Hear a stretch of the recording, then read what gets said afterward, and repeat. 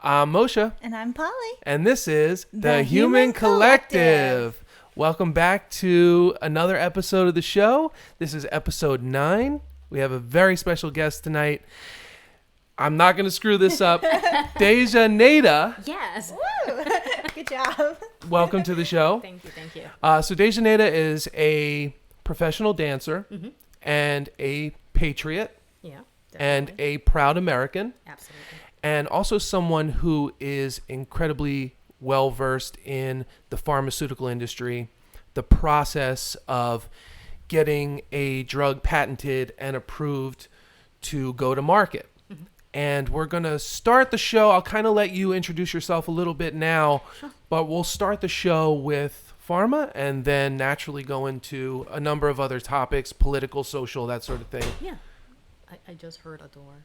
Yeah, Or I something. think we've got a ghost in the building. Yes, No, it was the wind. Okay, so yeah, tell us a little bit about yourself. So, long story short, I think at this point in my life, I'm a dancer, but I'm many things. I'm not just a dancer. I'm a professional. I am I love painting, and that's something that you also know she's about. an artist, beautiful artist.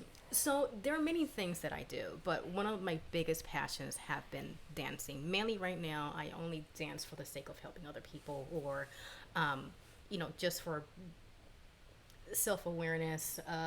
If you want to learn dancing, this time is important to me. So I like to just help people. I think my last performance actually this year was back in March. I did a performance for charity, Charity for Air. And it's... Dancing has been a great part of my life. It's a de-stressor. It's just, it takes you to a different level when you're performing.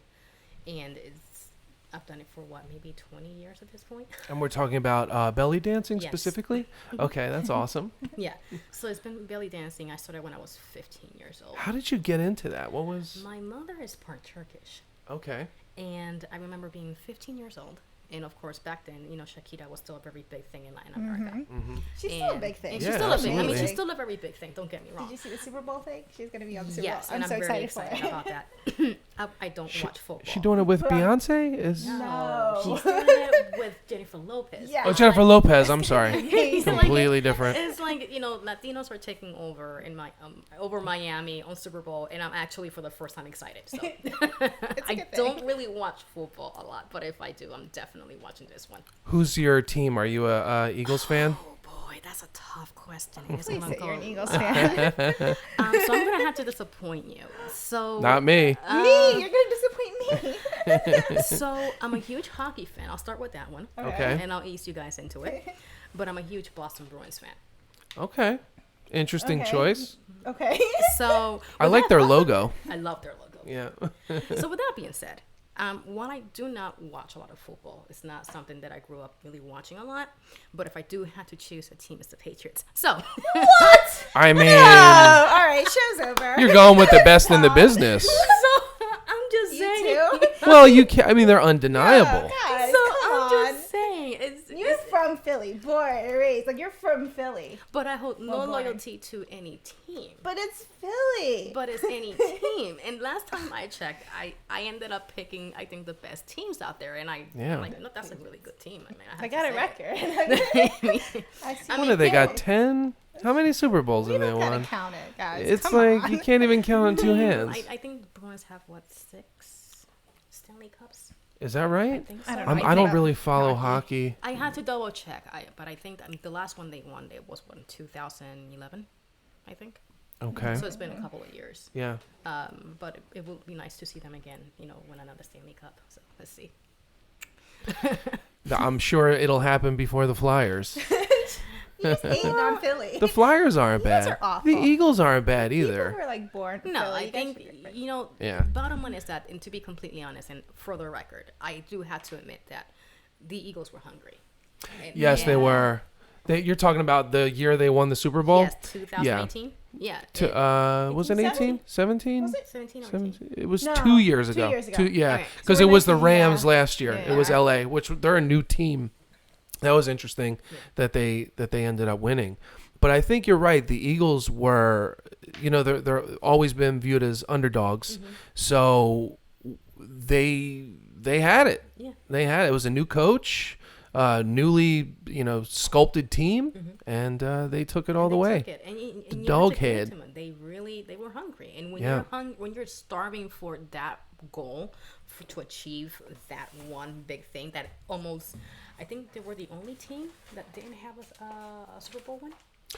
Yeah. Were we? Yeah, Well, no, that they went sucks. to the Super Bowl in the When McNabb. Yeah. What year was that? No, 14? I don't think McNabb got to the Super Bowl. Yeah, we Yeah, got he there did. and then Did we he? lost. What year Yeah. was that? Was 2008? No, please don't say it was that long It was a ago. while I can't ago. remember. It was a really It long might time have ago. been. Yeah, I remember And- McNabb. He was a good quarterback. He could run too. He And was I think it was with him, and I know that they made it and they lost Against That Patriots, was right? Yeah. Maybe. and there was Probably. one other time in the Probably. past where the Eagles went to the Super Bowl, but this was years ago. And that was before like Yeah, that was everything before was my formed, time. yeah. Yeah. Yeah, and so I know that for sure the Eagles had not really won a Super Bowl, so for them to really get to this point, it was a big It deal. was a big milestone. Yeah, and also for the city, you Yeah. know. Yeah. It did a lot for the city. I think they just uplifted the entire morale Mm-hmm. of the city. For like for 2 years straight. Yeah, it it's was like- amazing. Yeah. I know. Unfortunately, things have changed. Now we're at each other's throats again. the last game, they lost their last game, right? It was kind of it was brutal, I It heard. wasn't too bad. It was kind of close, right? It was like 20-24 or something like that. Mm. It was 27. I Are don't know. they still in it? Like, do they still have a chance, or is it Dunzo? I don't know. I think they still have a chance. Any sports fans that we have right now watching the show are ripping their hair out of their How do you guys head. not know This this? is like first Stats. Sorry. All right. I remember. I'm not really. I actually worked for the NFL for a little while. Did you? Yeah. Well, I worked for Fanatics, and they do all the apparel for all major league sports. And I remember everyone at work was playing fantasy football, and they were trying to get me in to play it. And I'm like, I don't know anything about football. I don't really follow it, whatever. And my brother was living with me at the time, and he walks in the door and he sees me on my computer signing up for fantasy football. He's like, "What are you doing?" The look he gave me was like, "Dude, shut your computer. You should not be playing fantasy football." Because they all go against like stats, right? It's all Yeah, stats on different it's- players. You got to make your own team. You have to That's be a like lot. married to this thing to Yeah. make it work. You're trading players and But you can make money off it. Like they make bets off They their actually own make team. yeah. yes, They do. absolutely. know. There are some people that are really committed to this. Yeah, but you can the league that I was in. There was like a pool. So at the end of the season, whatever the pool was, that's what you took home. It was just one winner. Okay. Yeah. Yeah, all right. So anyway, that's that. All right. Okay. What were we talking about before I went off? So the we just Eagles? kind of just derailed Yeah. into like sports talk, which I'm pretty sure people are like, yeah. But no, like just to we digress, but to come back. So what I wanted to do, well, first of all, thank you for inviting me. And Oh, and absolutely. secondly, Thank you for being here. What I wanted to do is that one of the aspects of I loved learning about the pharmaceutical industry. I think that it's a fascinating industry. When I'm out in the streets or I'm reading social media, which I try not to be completely honest, I really try not to. Okay. One of the things that you constantly see is people complaining about the cost of medications, and we have a forever increasing cost of medications, which I'm not saying that it should be regulated at some point. It needs to come to that at some point, and hopefully sooner rather than later. What I am also a bit disappointed on is that many people who are also perhaps just reading on the cost increases of medications are not also looking at the cost that it takes to develop these medications. And it is a long process, and I was hoping that maybe if you can at least provide a bit of background information, even if it's just on the high surface of it, Yeah. that it at least helps individuals Educate people. Yeah. it's educational, and it helps people better understand, okay, it's not that they're just pulling up a cost out of someone's butt, so to speak. Yeah. But it's mainly the fact that there is a process. When you understand the process, you can kind of take a step back and you go, you know what, you don't have to agree, but at least understand where it comes Yes. from. And that's a huge difference. For one of the things, and I just like a quick roundup here, research and development. And this is like a very high summary of it. So what I want to get into is that the first step into a drug is actually developing it. It's actually, you know, you discover this drug, you are doing a research for any particular disease, and you discover a drug, and you go, Okay. But now you have to validate it. Discover, validation. That is literally your first step into, you know, creating something that could go wrong, or it could go great and it could be a hit. Right. Okay. So you have discovery and its validation. Now you move into step 2, right? Step 2 is preclinical. So before you can do anything with the FDA, before you can jump into a clinical trial or whatever people paint sometimes in, like, you know, in movies, etc., there are protocols you need to follow. Right. Preclinicals being one of them. And this is pretty much, you either have an option A, which is, you know, you're doing it in vitro, which means everything is being tested on a test tube. Okay. Not on humans. Not on humans. Okay. Because that is preclinical. How about animals? Is that in vivo does include animals. okay? Or live, like still molecules, like. So if it was a live animal and they're testing a medication, is it primates, or I mean, does that They're matter? different. Okay. Like They're mice, they're right? they're Mice. they're different. For each medication to see how it affects, right? Because certain animals. Oh, sorry. Because certain animals like mimic different humans differently. And to be completely honest, you know, primates, dogs. I've seen dogs. Not seen, but if you go recently online, there was an article about a pharmaceutical firm, I believe in Germany. Okay. And unfortunately, someone caught the firm pretty much doing like a massive mistreatment of animals that were being tested. Monkeys being one of them. Yeah. So yes, animals, you know, are part of this testing. You have, you know, either like I said in vitro, where you're doing the test, you know, the test tube, you know, etc. However, what we're not looking at is like you still need to test something that's live. We need to have an actual reaction. Yeah. And But it doesn't have to be a physiology similar to humans. Ideally, would in the R&D process, are primates ideal because they're closest to, you know, Yeah, but I think human biology? I would say because of the human biology, I would say that they might be perhaps the ideal. And this is just me just doing a hypothetical, yes. Yeah, It's not a there's guaranteed They're one. more expensive, I think. Also, there's like a lot of people who have, you know, concerns about that. So I think they have Yeah. to start really small. I think they have to start with like mice and those type of things before they can even get there, even if they were going to. Okay. And so Can you hear like it is. Is it hard to swallow if you're an animal lover? Yes, absolutely. The fact of the matter is, I love animals, Yeah, same. but it's at the same token, you know, You got to try it on something before humans. You gotta try it on something before you try it on humans, Absolutely. and that's what it really boils down to. So you have this process, and you have. I'm so sorry. Tyler is he's commenting on it, so we have some questions for you afterwards. Oh, okay. wait So till our you get to listeners it. are Yeah. chiming in. And I'm like reading what he's saying, and I don't. Did wanna you call him interrupt it. Taylor again? Oh God. Pretty sure he's Tyler. Sorry. Yeah, so he has some questions for you. So Sure. we'll pick it up after you finish. I'm so Sure. sorry. That's what I'm like smiling about. Now you have collected all of this data that takes, you know, a couple of years, and then you take it to the FDA, and the FDA goes, "All right, I'm gonna read this. I'm gonna read this information, and if I don't like it, I'm telling you go back and do it again." And it's that cut and dry. And it's They can just- pretty much very that cut and dry. The FDA does have the power to approve or disapprove, you know, what they call a drug application. And this is just correction, an application. So there's probably some bureaucracy behind that too. So you have, grease the right people. yeah. And it's pretty much one of those things, like you're applying for this drug, the FDA, and again, high summary. The FDA says, okay, you've done everything. I'm looking at this data. I'm reading the data. I'm okay with it. You can now proceed to quote unquote clinical trials. Okay. Now, clinical trials are divided into 3 stages. Oh, Phase goodness. 1, Phase 2, and Phase 3. Phase 1 is a very small pool of people that are gathered and they're relatively healthy. Okay. And this is the point, but I mean like a small pool of people, maybe a very few dozen.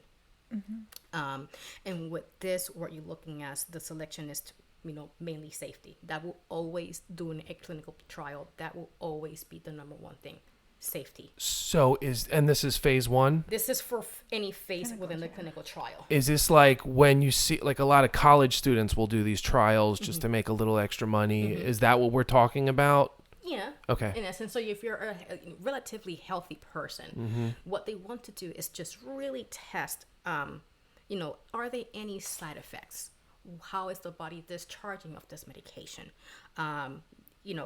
What are the results that are being produced by this medication? Okay. This is all data that has to be collected. So there are a lot of people involved in this process, and this is just on a small scale. So the data is good, it's great, it's been successful in this first phase 1. You go into phase 2. Phase 2 now is actually collecting the people or the test subjects or the trial subjects who are actually afflicted by the disease. Got it. So this is actually to see if it treats them now. Yes. Okay. So if it's a diabetes medication, now they're actually trying it on diabetic patients. Yeah. Because now they can truly now they have what happens to a very healthy person. They know they got data from there, but now they really need to discover how is it going to impact the person that's actually afflicted by such a disease. Okay, so phase 1 is just basically to see if there's, like you said, adverse effects, like reactions. What is going on now? That it was tested, we can go, okay, you know what, we're good here. I think that we have enough data to. Is that like when you see these drug commercials and they talk about the side effects, and some of them are pretty terrible. It's almost comical. There's projectile diarrhea and all kinds of stuff. Sorry. No, he was saying the side effects was brain damage on a medication that gave the wrong strand for malaria, which is crazy. Wow. Brain damage was the side effect. And this is where, chemical trials, clinical trials really step into. They really, unfortunately, you can test on a test tube or animals, but at the end of the day, the human trial aspect of it, whether we like to admit it or not, is when we really get to find out. Yeah. How any one person reacts, and this is all being taken in. This information is being jotted down. It is a requirement. You need to find out what's going on, when it's happening, why it's happening. Right. So once you start testing, the afflicted individuals with the disease, this is a bigger pool. Not as large, but it's a bigger pool. And you're still looking at the safety aspect of it. I'm just going to move my notes. And you're still looking at the safety aspect of it. You still want to make sure that these people are safe. And now you have, again, a large group of people that are involved in the process of this. And again, the monitor process pretty much remains the same. Adverse reactions. Yeah. What is going on? Did this person react better? Is it an age difference? There are a lot of things that really start to be noted down. Again, data that has to be collected. This is important. The second stage. This is the second stage.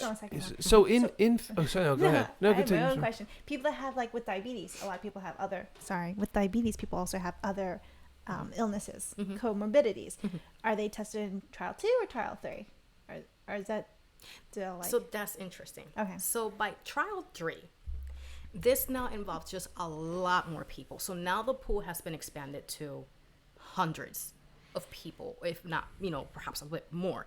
There are more people involved in these trials. Again, trial 1 is just healthy people, very small number. Trial 2,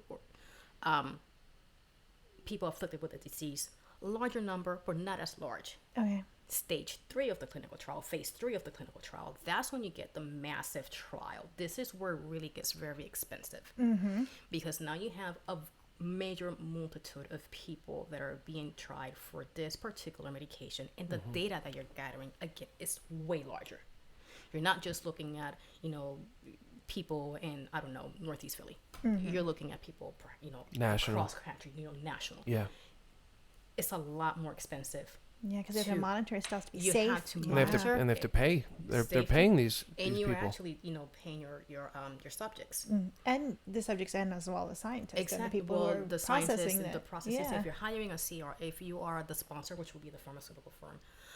Do these pharma companies, like, say there is an adverse effect, someone's doing the trial, and like our listener said, maybe they get brain damage or something really terrible.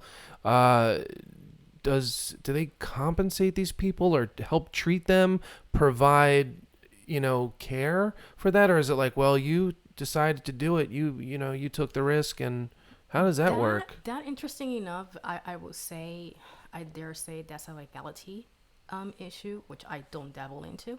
Okay. People obviously are signing in, and they're signing this trial process, and by all means, just so that you're aware, sometimes these binders are about maybe like this big before you enter a trial. It's not like a small pamphlet. Yeah. It's a lot of information that people have to sit down and read over before they opt to go into the trial. Yeah. Do you know anything about military, like trials on military subjects? I do not know that. Because Tyler was talking about that too. He's like, they got a lot of test bed for military people in the military. Yeah, and I know there's like endangered. Certain populations that are endangered, like kids. You have to be really careful with kids. There's a lot of protocol for kids, elderly, people in prison. Those type of people, I know there's like a lot for clinical trials, but I don't know anything about the military. My dad told me, this was back in, the 70s, but my father was in Vietnam. He's passed away now, but I remember him telling me they would line these guys up, and if they had a vaccination or whatever, once a week they just stick them in the ass with a needle, and they didn't even tell them what it was. It was like, you need this, bing, bing, bing, bing, and that was it. So who knows what they were getting. I mean, you never know. And to be completely honest, when it comes to military, you're also part of the U.S. property. Let's just call it what it is. Yeah, it's true. You're signing your life away. It's like, so if I want to inject you kind of with this, so be it. Commanding officer says so. All who serve. Sorry, Tyler, that sucks. You're part of the show tonight, buddy. Hi, Tyler. Sorry, hi.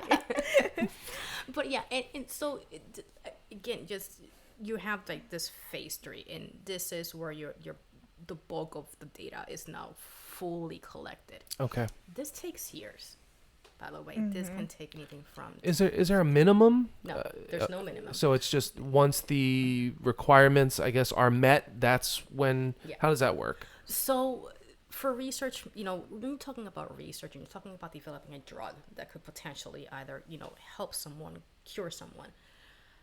The process itself takes, it could take 5 years before you actually take it to the FDA and say, hey, I want this drug application. I want to try it out. Like it can vary. And very honestly, it can actually vary.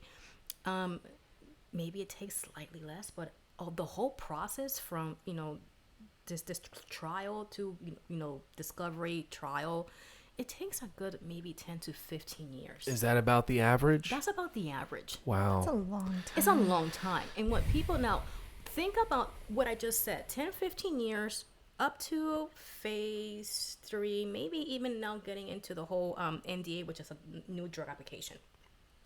Not a non-disclosure agreement. Not a non-disclosure agreement, but a new drug application. Now, you're talking about, also so that you are aware of this, there are fees associated with submitting this application to the FDA. Like, it's not free. It's not free. Right. There are patents involved. There's a lot that goes into this. Patents are not cheap.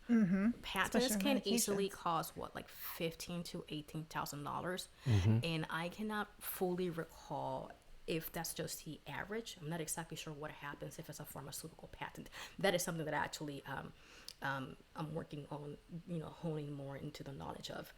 So happy to share with you guys individually at some point. Yeah, absolutely. But this is costly just by you hiring a CRO, which is a clinical research organization.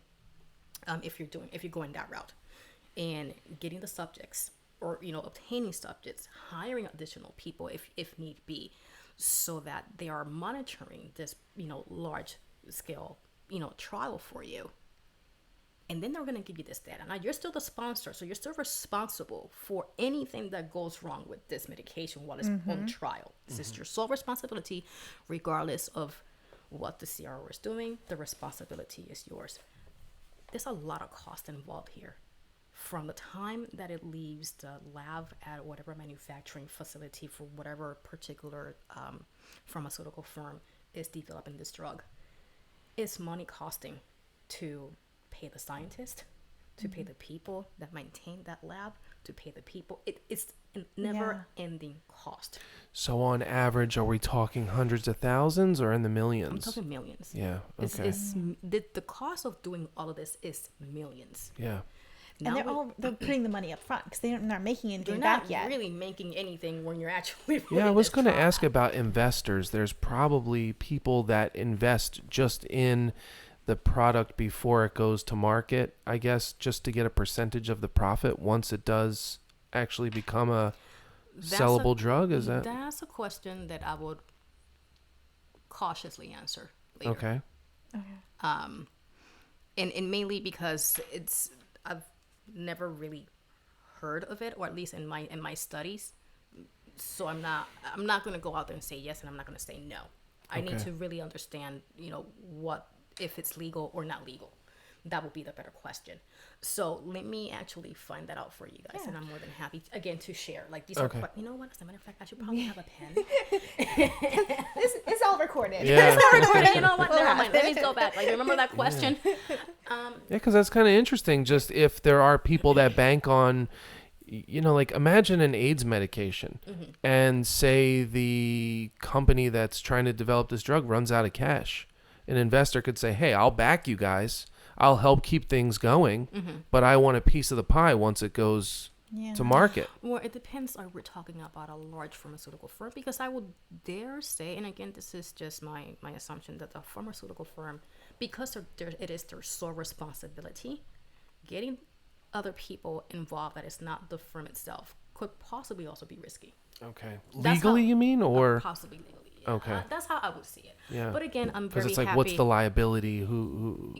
But again, I would want to, sit down and just really give you a very detailed answer that maybe you guys can share afterwards, Okay. and just say, hey, we this could is do the a follow-up. Yeah.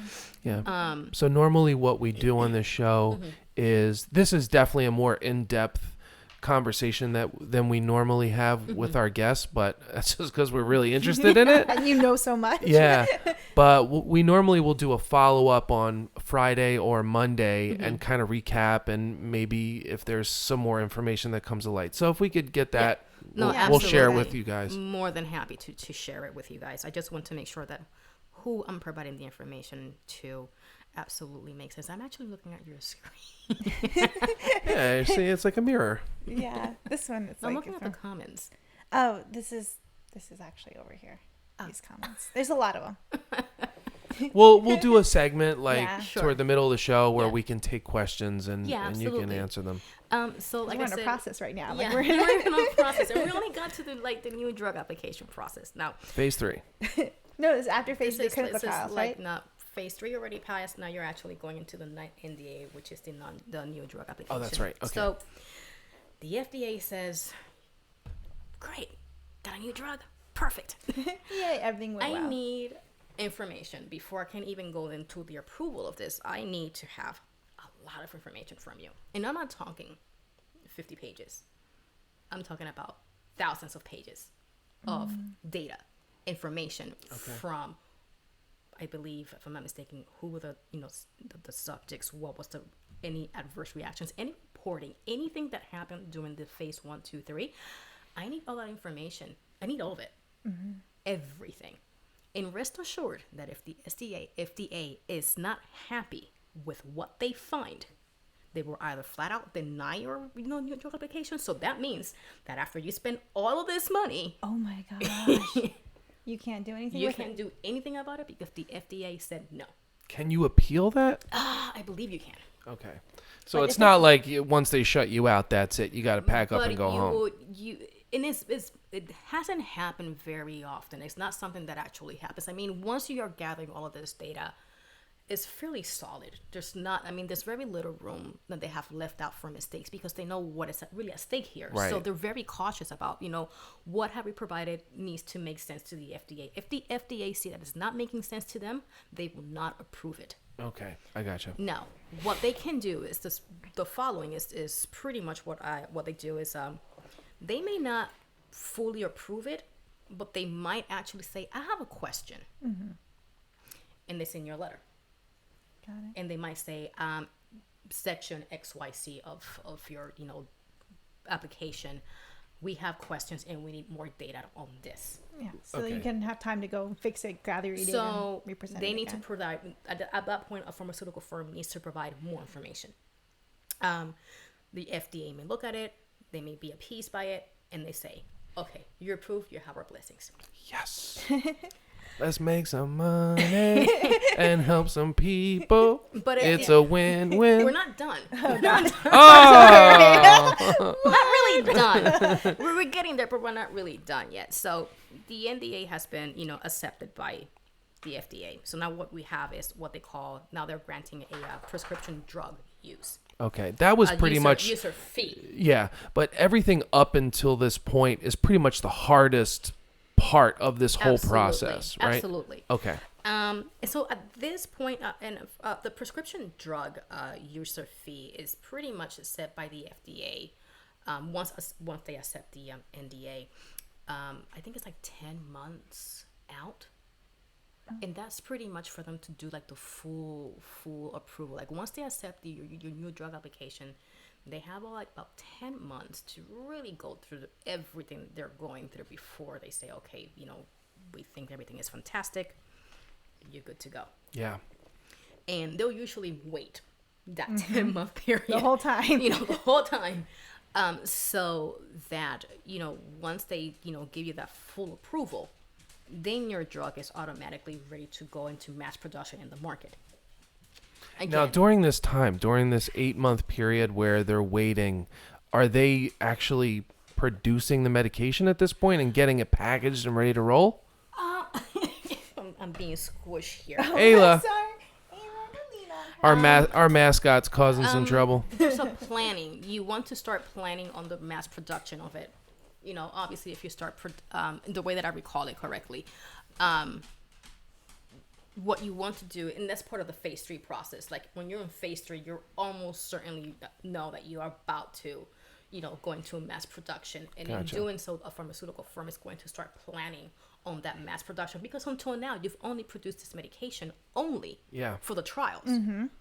But once you're sending that application, and pretty much right before that, where the thing is, well, approved, prior to that approval, they're going to start planning how fast, what are the details. Again, you still have to keep in mind that this is, good manufacturing practice, and we need to make sure that these medications are following protocol regardless of. Right. Again, more people, not necessarily more people, but, the employees of this company, what are the mass productions of it?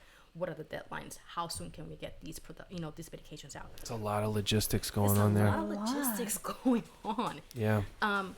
And they have the blessings of the FDA to say, go on and do your thing. Mm-hmm. They have enough, but you still need more, because now you're pretty much expanding this nationwide, worldwide, depending on whom you're also sending the application to, if you want the drug to also reach other countries.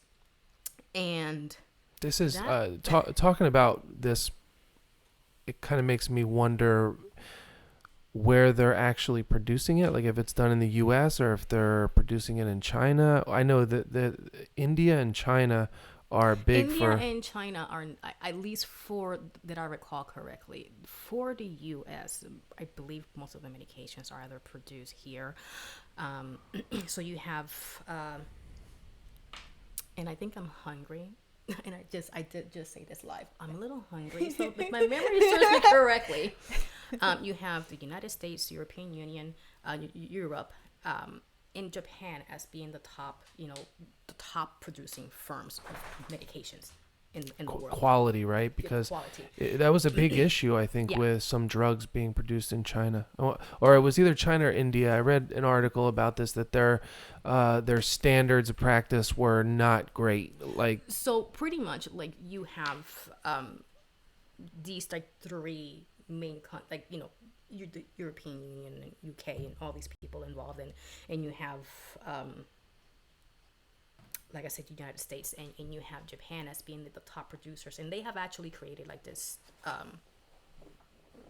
this group that actually looks for the safety and the quality of the test subjects. So I would say no, you're not going to have the medication being shipped off to China to be produced there. okay, That will be, I'm not saying that there's not a location granted, you can only mass produce for so much here. Like you have, firms do have different massive locations for very specific reasons. You had to, do a supply and demand, and a location here in the U.S.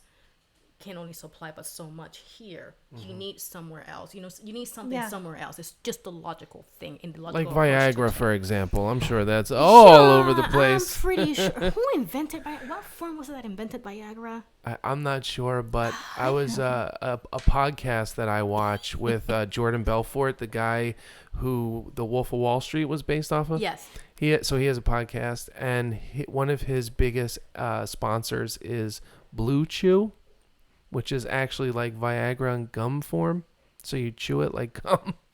And interesting. Who was the developer for that one? I don't know, but you don't even need a prescription. You Where do you get it basically, so you go to a website and you do like a virtual consulting. Yeah, Like a with consult? with an Yeah. actual doctor, Uh-huh. and they just prescribe it. You tell them you're having issues, and they tell you how to fix it. Well, Chew the gum. chew the gum, but does it have the same reactions as it does Viagra? Yeah, Is it strong? So I forget what their slogan is. It's hilarious. I can't remember. Particularly that kind of strong, but I was. All right. I have a question that's actually on topic. So the Was that off topic? no, but how strong it is was. Yeah. Okay, so can a higher government overwrite the FDA process? Can a higher? Government official, can they be like, okay, you So- said no, but we can approve it? Oh, like No. overturn it? Yeah. You mean? No, money talks, bullshit walks. That's just how I say it. 100%. But the FDA does have the power of authority to authorize any new drug or agricultural, etc. So the power lies within the FDA. That's it. The buck so stops that's there. The bus stops there. Okay. Got it. So no one higher up, the president can't be like, No. Okay. It's pretty much the FDA has the power. He's like, listen, the Blue Chew needs to go through. Okay. Needs to go through. Many people need this. No, the FDA has the power to say yes or say no. That is, and I may get shot in the head for this one. We got your back. But again, that is not to say that certain people may have certain pulls here and there. I'm very open-minded, Yeah. and I don't put anything past any one particular industry. I don't care if it's politics, education, but for the most part, they have, non-involved people sometimes with these approvals, just to make sure that there's no actual connection. Like, they want to make sure that this is actually being done genuinely and it's being approved genuinely. So yes, it Right. does stop at the FDA for that particular reason. Got it. thank you. One thing I'm really curious about, this is a little off topic, but still on topic, is why there has not been a proper AIDS cure yet. Why you know what I mean? Mm-hmm. Think about it. It's been since the 80s, right? I'd say the 80s is when really Yeah, when it really- the HIV and massive AIDS yeah. peaked. And, there's all these management drugs. And the only thing I can think of is it's more profitable to keep people sick Mm-hmm. and control the illness rather than cure it. But like you were saying, it could take anywhere from 10 to 15 years to actually get this approved and to market. So maybe it's in development. Maybe it's going to happen. Maybe it's a mixture of both.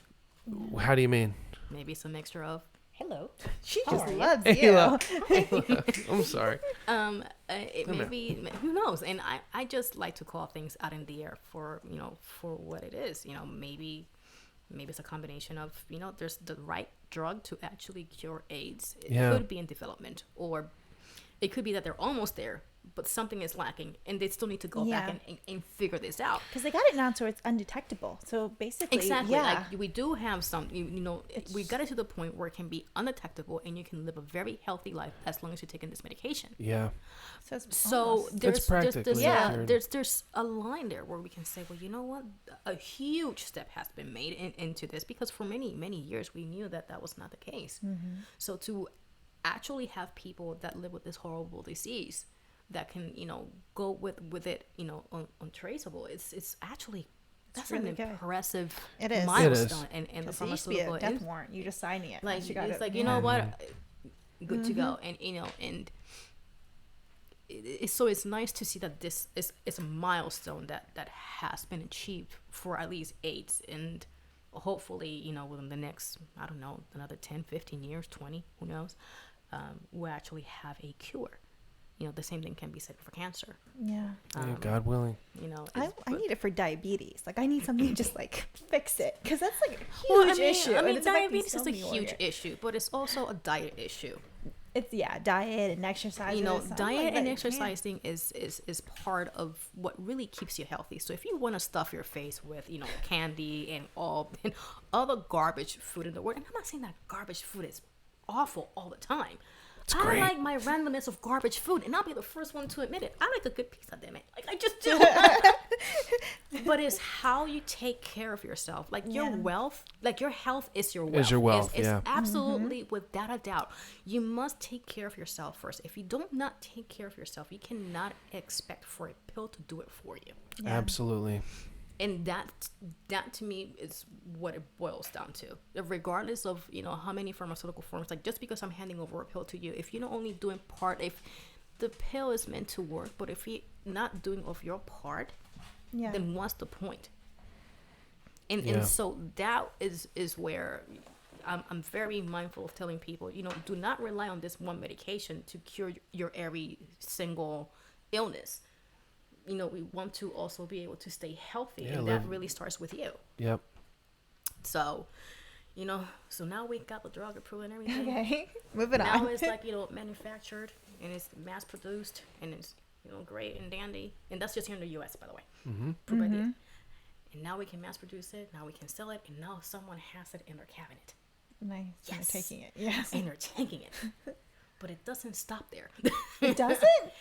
So you're done with the quote unquote research and development, but there's such a thing as also continuing like pharmacovigilance, monitoring of this medication after it has been, put out for manufacturing, mainly because sometimes you just have to change the labeling of it. Maybe, people are still getting certain reactions, so they need to, gather that data, change it around, et cetera, et cetera. So there's a lot, even when the drug, has been out in the market, there's still a lot that goes into it. Yeah. And it costs millions of dollars to actually get to that point. Now imagine if the FDA said this is not approved. Oh my gosh. After you did all the that. trials, Just lost you millions just and millions of lost dollars. millions of dollars. And you just gotta take it. Like, and you can't. And you get may that have back. to sit down and say, "Well, crap," or you may be able to appeal it. Or But maybe it's- repackage it. I wonder if they could. They use it for something else. That's actually what happened with Viagra. It was actually supposed to be for something else. Yeah, I Was think it- it was for hair loss. I don't remember what it was for. You gained something. Yeah. It was for something, and then it didn't work, and they Yeah. said, "Oh, it had Hair a side didn't grow, effect." but something The did. hair didn't grow, but it sure helped little Johnny over there. Little Johnny's big Johnny now. I love these little jokes. Help little Johnny. They're easy. They're almost too easy. Yeah, it's like, he's happy. He's really happy, and so is his wife. The spark is back. But that's just pretty much, where it all, goes to. And so I just wanted to at least share a very basic, high summary, knowledge of what happens in a pharmaceutical industry. People so many times say, "Oh, they're the devil," or the medications are too expensive, or this or that. But we're only looking at that side of it. We're not looking at the back and the history of why Right. these medications, sometimes are so costly. Well, I think that's because just like anything else, anything that's lucrative, there's going to be corruption. Yeah. There's going to be people that take advantage of the system. So like we were talking about Martin Shkreli, Before you go on him, I just have a quick question about like American. I get like the whole history and the process. And once the pill is out, how come in America it's like a certain price, but somewhere else, like in the UK, it can be a different price? So here in the US, we don't not also regulate the pricing of medications. and this is what you were saying about you think regulations are necessary. So I think that at a certain point, I do believe that a certain level of regulation should perhaps be established. And this may sound very Republican on me, but whatever. That's all right. But they in the UK, for example, medications are regulated. It's a process, and there's a negotiation about what they think that people should be able to pay for this medication. Do they have a single payer system in the UK? I can't recall. Okay, I think it's similar to our system. I Okay. think you like the healthcare. It might. I'm not really sure. I know in Canada it's single payer. So it's social healthcare. It's a social. I think. And is it UK or is it a combination of both? It might be, but I know Bernie Sanders did a bit where he went to Canada to get he's diabetic to get his insulin, and he was saying how he spent a fraction of the cost just by. Yeah, absolutely. And I think Canada might be perhaps also one of those countries. I don't know much about Canada, but it might be that they also regulate the cost of medication. They must, yeah. And again, with both angles, there comes an up and a down, right? If the medication is being regulated, then it's a lot cheaper. But in the regulation of it, is every single medication accessible to the people who need it? Right. That's one thing. Okay. Mm-hmm. And that's, for example, in the UK, that's just like a compare and contrast. Here in the US, the prices are not regulated, but you also have access to all of it. Okay, so Yeah. So if Yeah. it's there, you can get it, but You might might be able pay. to afford it. Yeah. You might go bankrupt in the process. But you you're can get alive. it. But you're alive. Yeah. Now Yeah. you're broke, so it's all good. Now you just have the stress. Priorities. Priorities. Now you just have the stress of paying. yeah, weigh your options. Life above ground, but you're a little broke, or the latter. Exactly. Yeah. So you gotta just pick and choose your battles. Yeah. and so that's something to certainly keep in mind when it comes to why the price costs are regulated in other countries. I think that there needs to be a happy medium. Yes, hello again. There needs to be a happy medium when it comes to, at least in my opinion, something that people can afford, but something that will also not let pharmaceutical firms go broke. I mean, pharmaceutical firms are paying thousands and thousands of employees. Like, this is not just the research and development process of it. There are thousands of employees that are literally involved, whether directly or indirectly, in the development of a drug. And if you are saying that you're going to charge $13 a pill, well, sure, that's great. So I'm Yeah. gonna lay off about half my people, and Right. I'm being, and this is just an exaggeration. Don't get me wrong, but I just want you to see the picture of it. Yeah.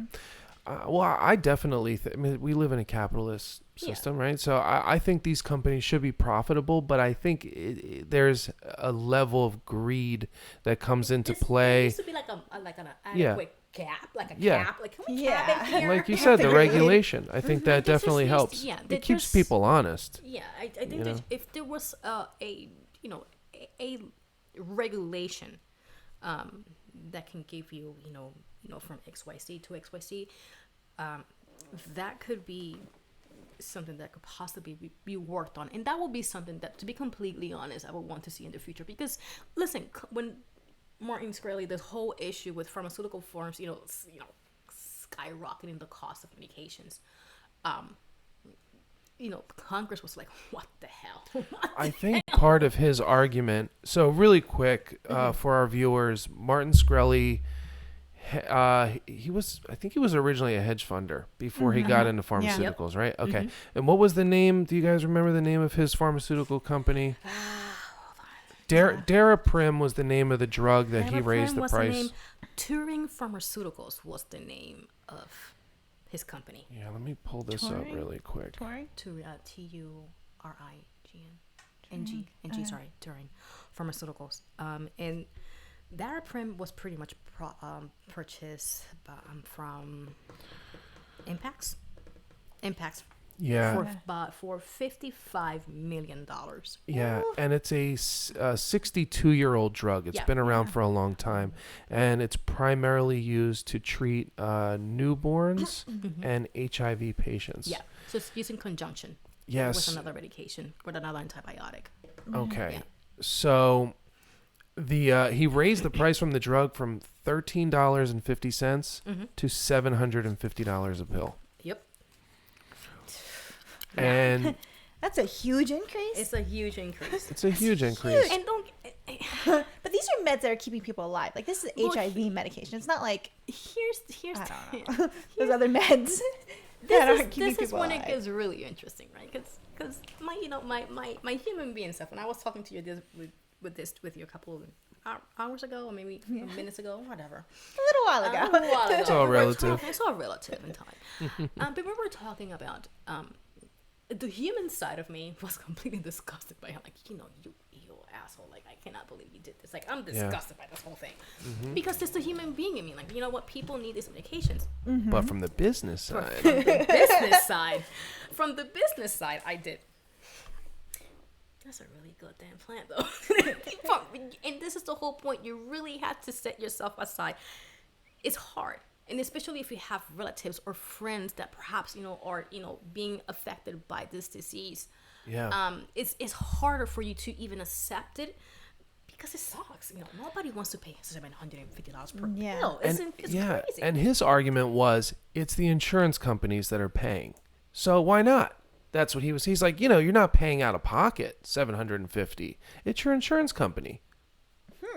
If they're That's interesting. That's a really interesting if argument. the insurance company says it's okay for you to get it. Exactly. Yeah, so insurance companies, they regulate a lot of medicine, like a lot. And you're still paying a portion of it, so... Yeah. So how much were they willing to cover? Do you guys know? I don't know. That is something... Because I know even like when I'm trying to give a certain medication, if the insurance company says no, like... my hands are tied. I have to find another med that might do the similar thing. Might not be the best thing. So Polly's a nurse. We should... Yeah, sorry. Polly's a nurse practitioner. Yeah. Nurse practitioner, I'm sorry. Yeah, so Which is I had that super problem. cool. That's a really cool nurse. I had that problem not too long ago when the insurance company said no. So I have to either appeal it, but at the same time, when I'm trying to appeal that, the patient's not getting anything. Yeah. So I have to try to keep finding things. It might not be the best thing, but I have to find something that the insurance company... And I don't know. I don't think insurance companies should dictate how we practice. Is that like generic medication? No, Is I was that going what to ask you. It was brand. See, interesting enough, like I've known of people who cannot take generic versions of the original. They have to stick to the original because otherwise their bodies react differently. And there's not always generic versions. And there's no So always, does that mean that the chemical compounds are different? it could be that there might be a very small, slight variation on the generic version of a pill or medication that can actually create, a different reaction than when a patient is taking the original version. Now, again, we have to remember that, you have a 20-year patent. So for 20 years, if this medication is relatively new, for 20 years, no one's touching this. Yeah. So is my insurance company going to cover this, or I'm going to have to pay out of pocket? And, insurance companies are insurance companies. And that's an entirely different conversation. That's an entirely different monster to discuss. But yeah, so you have this. Now, what this man did, business genius. and Also known as Pharma Bro. they call him Self-proclaimed, Pharma Bro. Farmer Bro, or Pharma Bro. Pharma Bro is in prison now. He is, and he did file for an appeal, and unanimously they said, "No, you're gonna serve your 7 years in prison." Wow. And if you did not realize that he was actually apparently trying to run his business, quote unquote, from prison, within prison, without use of his cell phone. I don't know how long this went on, but are you actually telling me that no one noticed that he had a cell phone in prison? Come on. He used cell phone? No, inmates do get cell phones in prison, exactly. And they get access to the internet. They have to use a certain browser with, like, obviously, if you're in prison, if you're a man in prison, you might be looking up certain material that you should not be looking at. Yeah. But anyway, they do get internet access, and some of them are granted the use of cell phones. But I think when it comes to a federal prison, I think it's entirely different. And this is what I believe I've read where they said, no, man, you cannot. But for whatever period of time that he was either firing on someone that worked at his company, no one noticed he had a cell phone. No one noticed this. I think people looked the other way. You have enough money, people look the other way. What happened. I think that he either, someone bribed someone. They were like, yeah, you should. Another business deal. Another business deal. But so he purchased, Daraprim. Daraprim from Impact's laboratories for $55 million. And the tricky part and the interesting part about this is that while the medication has been out of patent for I don't know how many years, no one has still developed a generic version of it. So he hit the jackpot. Let's just call it for what it is. It was a business jackpot. It's like the monopoly on it. It was because when the deal came through, one of the agreements was that they wanted Impacts to pull the drug from the market, which they did. They pulled the medication from the market. Now, Turing has the medication. They're releasing it like 2 months later under controlled release or controlled marketing. Like, so they have massive power over who actually gets this medication, which makes it even more difficult for any generic pharmaceutical firm to obtain a pill, or if it's in liquid form, so that they can actually study it and create their own generic version of it. It was business genius. Now, with that being said, if I'm spending $55 million on a pill, You make your money back. I need to make my money back. And you're not going to do that at $13.50 a pill. I'm not going to do that at $13.50 a pill. So you bet your ass that I'm going to, within the law, because it's not illegal, let's make that clear, I'm going to increase that price because I need to make my profit back. Yeah, but $7.50? That's great. I mean, Was he doing it to prove a point? Taylor? Yeah, I think partially. Yeah. You know, he likes to be in the limelight. Yeah. You know, he also purchased the Wu-Tang album. So the Wu-Tang Clan, I don't know if you guys are like hip hop fans, but I know, Polly, you're not really. So Wu-Tang I'm not actually. so they spent like a year in the lab chefing up a new album. Wu-Tang hasn't put out an album in a long time, and if you're a hip hop fan, like they're the OGs. Like they started the whole East Coast rap thing. They're definitely like they're the OGs. Anyway, so this guy Martin Shkreli, you know, say whatever you want about him, buys the album and then decides not to release it. But there's a trick to that one. What's that? See, the trick to it was he said, and this is when he really screwed up. He probably pissed off a lot more people. So the trick to this one is that he said that if Trump won, he would release the album. Ooh. So where is it? I didn't hear it because he won. But if Hillary won, he said that he would burn it. That's apparently the rumor mill. Yes. So He just wants attention. when Trump won, instead of releasing the tracks for people to download or whatever the case, whatever promise he made, he only released I think one sample track. Yeah, I remember. It's pure evil. And I think he played it while live streaming. It wasn't like an MP3 he put out. Yeah. I don't know, maybe he did, but I do remember seeing something on YouTube, and it was basically him like in his house live streaming and playing the song in the background. He's like, if you want to hear it, you got to hear it this way. So you have to look at his ugly face. He's literally the human equivalent of a troll face. He is. He has what we call a hit me face. Yeah. When you look at him, you just want to punch him in the mouth. You know what? I'm not one to shy away from really speaking my mind. But, there are certain people that you meet out there, and you're like, if I could punch in the face, I would. Yeah. Yeah, why not? He's he's just the deserve it. epitome of the white privilege thing too. When I look at him, it's just written all over him. Which is really interesting because if I'm not mistaken, when I was reading on him, if I'm not mistaken, I can be corrected if anyone is online and they have What, that he grew up humble, poor, and all that stuff? I think, but when his parents migrated from, and he's half Albanian, half Croatian. Yeah. His parents or his father, someone was only a janitor. Yeah, that's true. He grew up in Brooklyn. So they were poor. They were poor. So, you lived the American dream and you actually pushed yourself to, do something quite great. But in the process, you also got greedy. And this is really what caught up with him. It wasn't the fact, and let's make that clear, it wasn't the fact that he increased the drug price to $750 per pill. That's not what got him in prison. What got him in prison was the fraud. Yeah, securities fraud. And the SEC does not play. Yeah, That's like one. If you are a publicly held, company, whatever the case it might be, you're under the magnifying glass. You're under the magnifying glass, and that's a group of people or organization that you do not want to piss off ever. Just like the FDA, don't piss them off. Those are the people that are going to approve your drug. Don't piss them off. Or you'll end up like Pharma, bro. And then I'm Pharma, bro. Shackled up. Like, can I get up? No. No, you cannot. Go back to Johnny. Go back in. He's in his cell right now listening to that Wu-Tang album now. No, he's not. It actually got, I believe that actually may have been also sold at auction. Oh, really? So when the states, and I believe the feds, I think. Again, I say I think because I didn't read the whole information, but I believe that they actually confiscated pretty much everything he ever possessed. Wow. That sucks. being one of them. And that one item being one. So I'm not sure if they gave it an estimated value. And so now they either have it or they sold it in auction to make whatever money he owed them. So That's crazy. So we don't know who has that album now. If someone else has it. They're doing the same thing. If I remember correctly, I think he bought it for $1 million. I think he spent $1 million on it. And that was them just like the group was like, well, we can put it out there and see what happens, or we can just take the quick $1 million. Yeah. And they took it.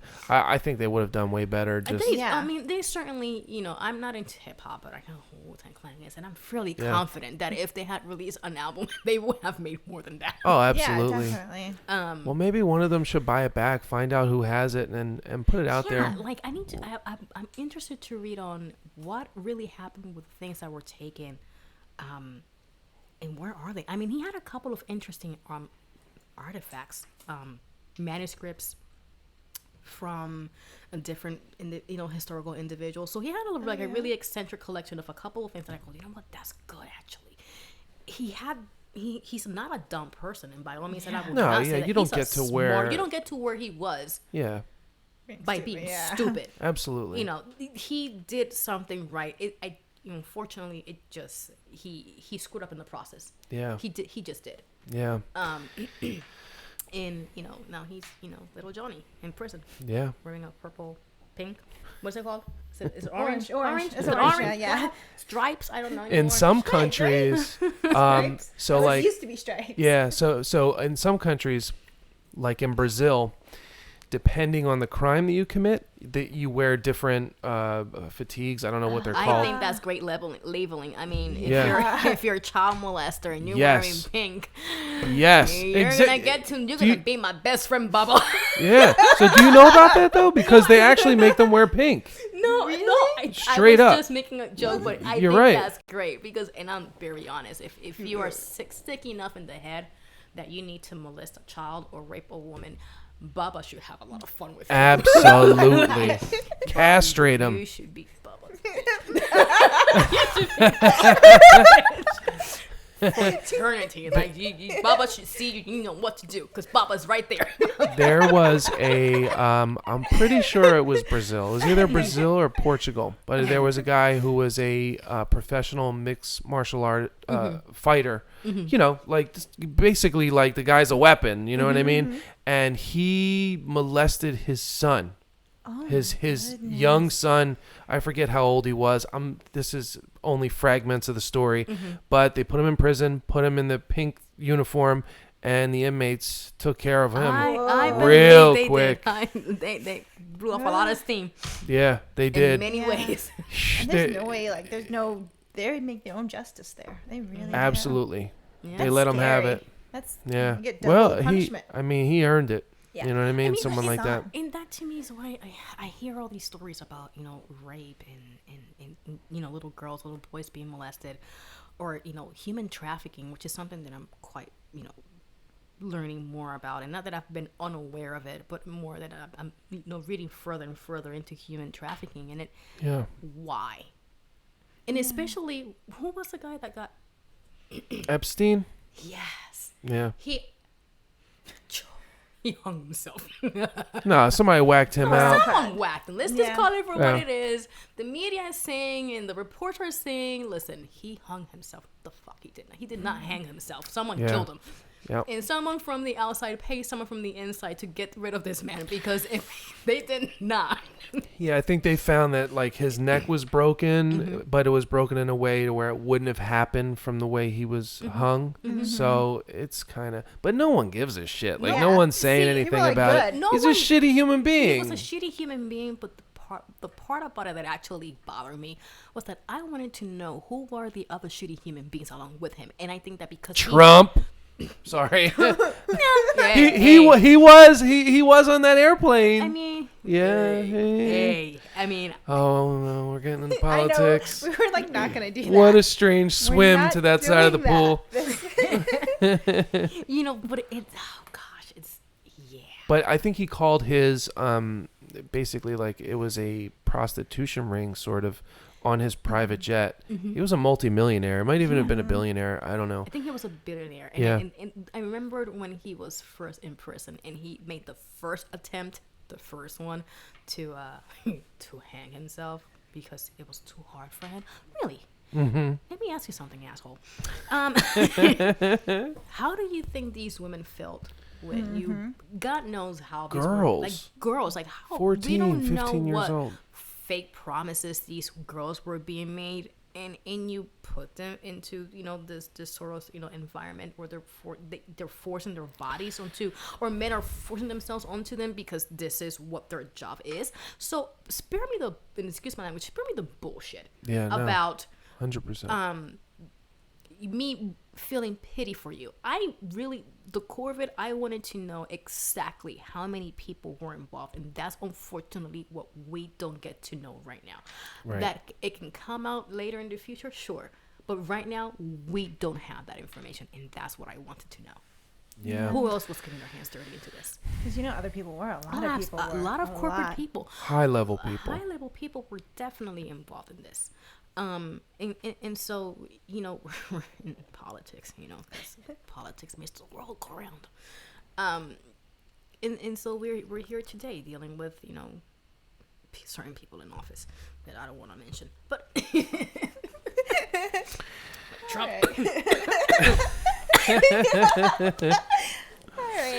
One thing we try not to Polly and I try and stay bipartisan on the show, but I mean we're human beings. We have opinions. We live in society. We live in society, and right now things are so weird. The country is turned upside down. Something that we talk about a lot is it seems like people are self-segregating because of really strong opinions, political opinions. And, I'm worried that maybe the government, the politicians, the people in power, the system, the man, whatever you want to call it, like maybe that's their intention. Because if they keep us divided, then we don't have the power in numbers. And I'll give you an example of that, which it went in the media. I think that it didn't get the coverage it deserved. Now, as I mentioned earlier, I'm half Puerto Rican, half Turkish, so it's a bit of a mix. No one really talks about the fact that Puerto Rico, or Puerto Ricans in Puerto Rico, went on a strike for 13 days in a row, and they kicked out their governor. They made Really? No one mentioned this. I didn't know that. Exactly. No one is talking about this. And I kept saying, why is the media not really covering this the way it deserves? A country, a small country, a U.S. property. Yes. Of 3.5 million people said enough is enough. We're done with this crap. We're done with our governor because he was not the best one to begin with. And he was not the best choice. And he could be on corruption. And there were strikes. You could literally see pictures of people blocking, parts of those main streets, like in front of what we call back home La Fortaleza. People were standing there. I think it was 13 days in a row. 13 days of people coming back and forth protesting peacefully. And of course, there are always going to be the rowdy people here and there. It always happens. Let's just, let's be realistic. But for 13 days straight or 15 days straight, if not even more at this point, the country came together, unified, and said, we're done. We're done with your crap. We want you out. What did he do? What did he do? Well, I think I can't even... Is that a whole other issue? That's like another podcast about the entire subject. It okay. It went on. People That's me. Is that you, Polly? Oh, sorry. Oh, Polly didn't silence her phone. And the people that are watching on Twitch right now are getting like an explosive sound. Sorry, guys. Hold on. So I Saved by the bell. Sorry. no, he like some of the It's all good. It happens. it was one of those things that one of the the Secretary of Education, I believe had gotten arrested in D.C. Wait, I'm sorry. Say this again. So the Secretary of Education had gotten arrested in D.C. Okay. I think that Mr. Rosselló, That was the governor? that was the governor of Puerto Rico. He Got it. was either on vacation. I can't remember the full story. I should, but I don't.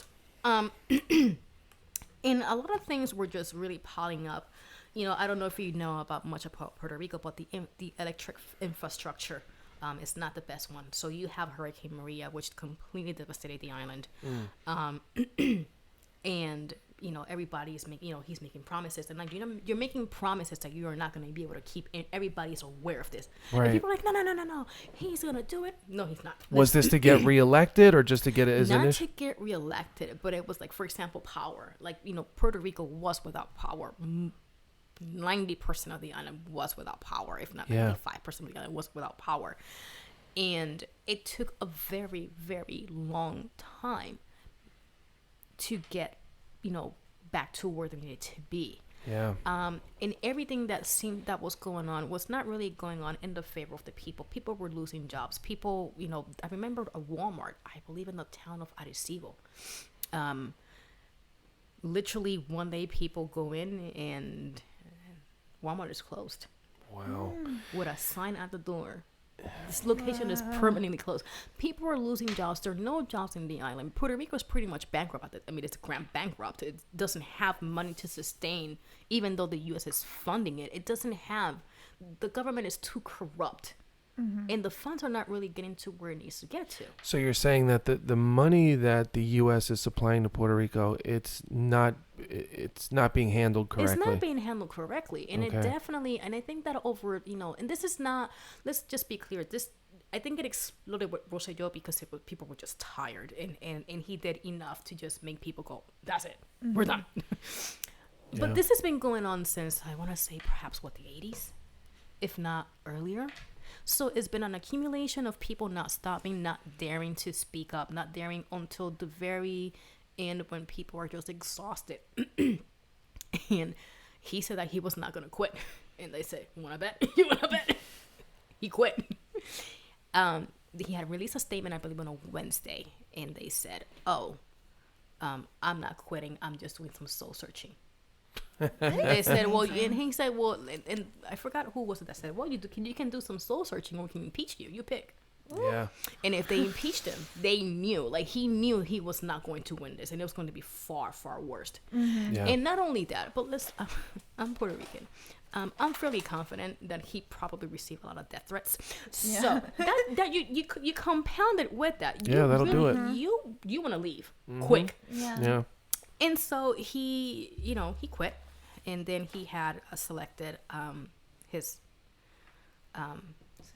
successor, and they said, we don't want her either. Oh, really? Wow. So he's like, I'll step down if you have her. Was he it was like an ultimatum? It was pretty much like, That's also like a revolution. yeah. It's amazing. I love it. It's really like strong to Yeah. do that. Yeah, that's power of the people. That's power of the people. And me and one of my closest friends, love her dearly. We were talking about this, and one of the things that she mentioned, and it's true, people are here in this country are too divided, and two, they don't have the power. This was over the summer. They don't have the guts. Yes. To really Especially march millennials. up. Yeah. Don't start with millennials. Oh man, my problem with millennials is that people in our generation are not forming their own opinion. They get a soundbite or something that they hear in mainstream media, and then they run with it. And this is what I call political diarrhea. Oh, that's what that meant. Okay. That's political diarrhea right there. Like, you know, every opinion, like, not a side effect of one of these pharmaceutical drugs. Different. You know, this is something different. Yeah, side effect of society. It's a side effect of society. Like, people are passionate in blindly following their political parties and not looking at the facts.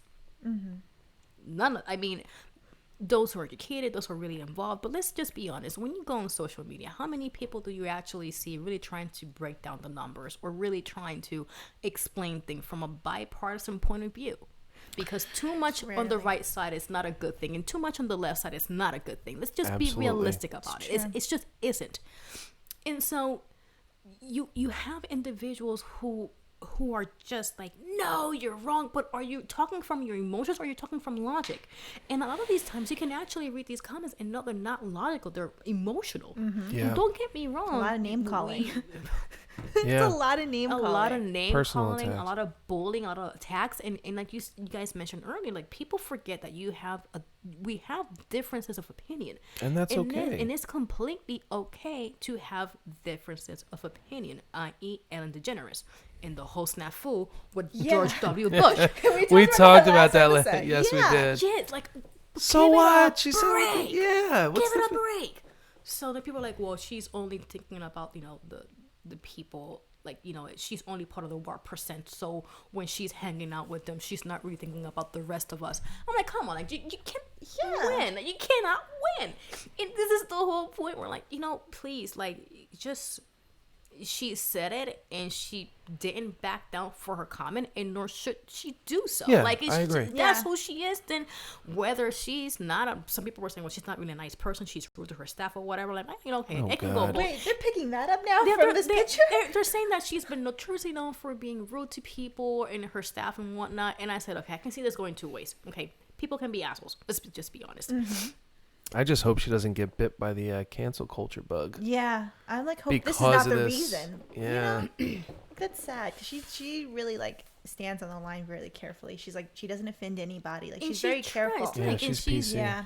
Yeah, and and I think that, you know, you look at her, and I like, you know, her persona, and like she said, we may have differences of opinion, but it doesn't make me not like her. As a TV host and as someone that, you know, I think she sounds, you know, fairly cool to just talk to as a person. Yeah.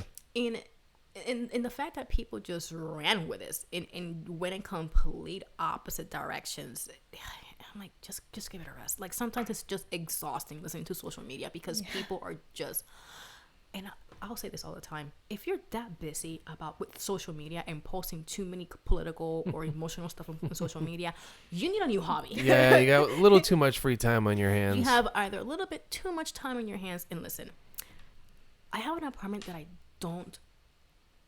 I need help cleaning a lot.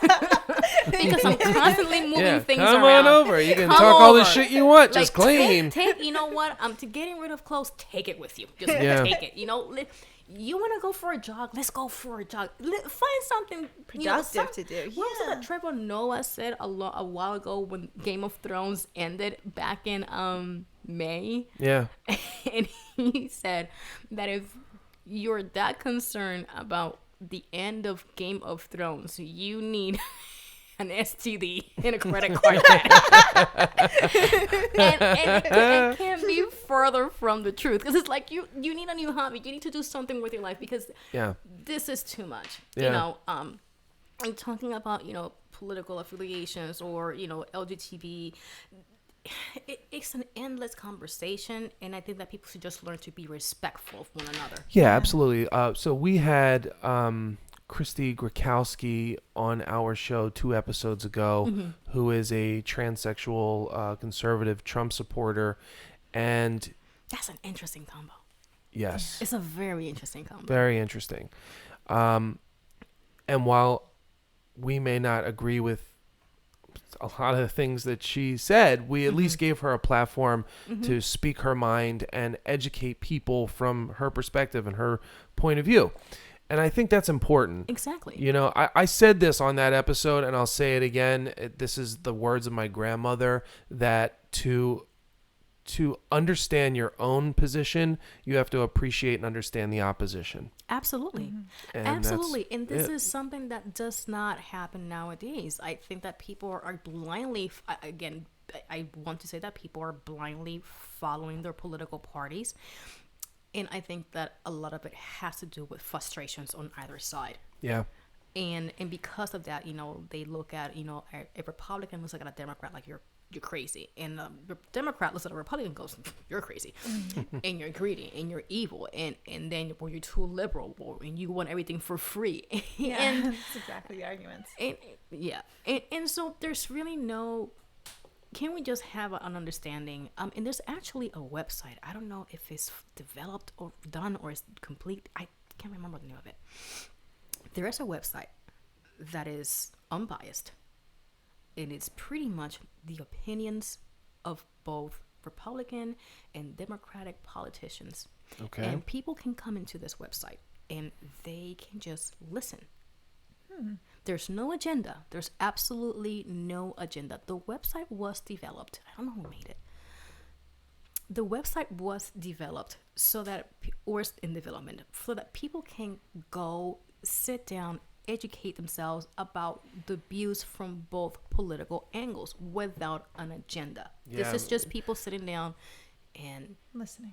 No media. there's no media. That's amazing. That's a big Just- one. And that's a really good website. And I cannot remember the name, and I cannot remember who was responsible for this website. And I want to kick myself in the butt. I hope it's really out there. Like, I hope they have that for people to do, because it's really hard now to get unbiased information. And that's Yeah. exactly what caught my attention. And the fact that I cannot remember the name of the website is driving me crazy. Well, Okay. when you do remember it, we'll put Yeah. a link in the description Yeah, or absolutely. comment on the video with it, and then people can check it out. Yeah, and it's one of those things where it's like, yes, this is what we need. We need a website that, people can just go into and fully educate themselves about the things that matter to them. But listening to the politicians, senators, people in Congress, whatever, you're listening to these people and you go, this is what this person believes and this is what that person believes Right. in. And you can, make an assertive, educated decision. Yeah. And that's important. Absolutely, because what you get from the media is these sound bites. They're just like they pluck so out biased. whatever narrative they're trying to steer. That's what they find. So if Trump does a speech, a 2-hour speech, they might take a 1-minute segment from that, and then millennials will form, well, not all, but most will form their entire opinion just based around this 1-minute tiff. That's like just a small semblance of what the entire message was. And then you end up with people saying, and I'm just hypothetical, or people saying, Trump is a racist or Trump is a sexist. And then they're like, well, what did he say? What did he specifically say that brings you to that conclusion? And they don't know. They're just reiterating something that they heard. And I'm not saying that he's not. He may very well be, but what facts are you utilizing Right. to back it up? Exactly. Now, granted, let's just face facts. There's plenty out there that we can actually find for. So one we had a thing. hard time for the LGBT. Yes, we community. did. So there was people saying, that Trump was anti-gay. He was against LGBT people in the military. And we actually tried very hard to find stuff that accompanied that, and we couldn't. It was the contrary. He was actually in support of it. So I don't know. That was interesting, and maybe it's out there, but we couldn't find it. And I remember someone saying Trump is racist. Is it really racist, or is he a strategist? That's interesting. Maybe both. I don't know. I mean, I remember one of the key points behind the racism thing was that when he was developing real estate in New York, he was selective on who he would rent to. He wouldn't rent to minorities, people of color, things like that. And that, And that. Yeah, and there were actual stories, cases of people interviewed. Who were discriminated against, and I Yes. remembered. I think I remember hearing that. And now, was he selective because they didn't have the means? They didn't look at Yeah, there's no proof of that. Yeah. And they could just say, like, yeah. and It's that because of will be this. my question. Yeah. Like, not because I want to doubt, but because I want to know the full facts. Like, what was it that he was selective about? Was he selective of who was going in, and the people who were trying to get in looked a certain way but didn't have the income? Yeah, it could have been Because that. I don't, to be completely honest, I'm looking at it from both angles. If you look to me like you may not pay the rent, and your paperwork proves to me that you don't look like you can pay your rent, I'm not renting from you. Right. I'm not sorry. Yeah. I'm not renting to you, not from, because if You you're a want your money. landlord, you want your money. You want to make sure you get paid. Yeah. You want to make sure you of get course. paid, but most importantly, you know how hard it is to kick out a tenant when they're in arrears. It's really hard. It's Especially in they New have York. so many Hard. rights. So many rights. New York City, I don't know if it's all of New York State, but it is one of the most difficult. To evict. It's very like in favor of the tenant. yeah. And so imagine that I let you in because I want to give you the benefit of the doubt. Mm-hmm. And now you screwed yourself over. Yeah. And now I go ahead and I let you in, and I cannot get you out. Yeah. And you're destroying my apartment. Yeah, that's the worst. They're very vindictive. Yeah. I You're get it. ruining it. Absolutely. But and this was just something that this is how the media framed it.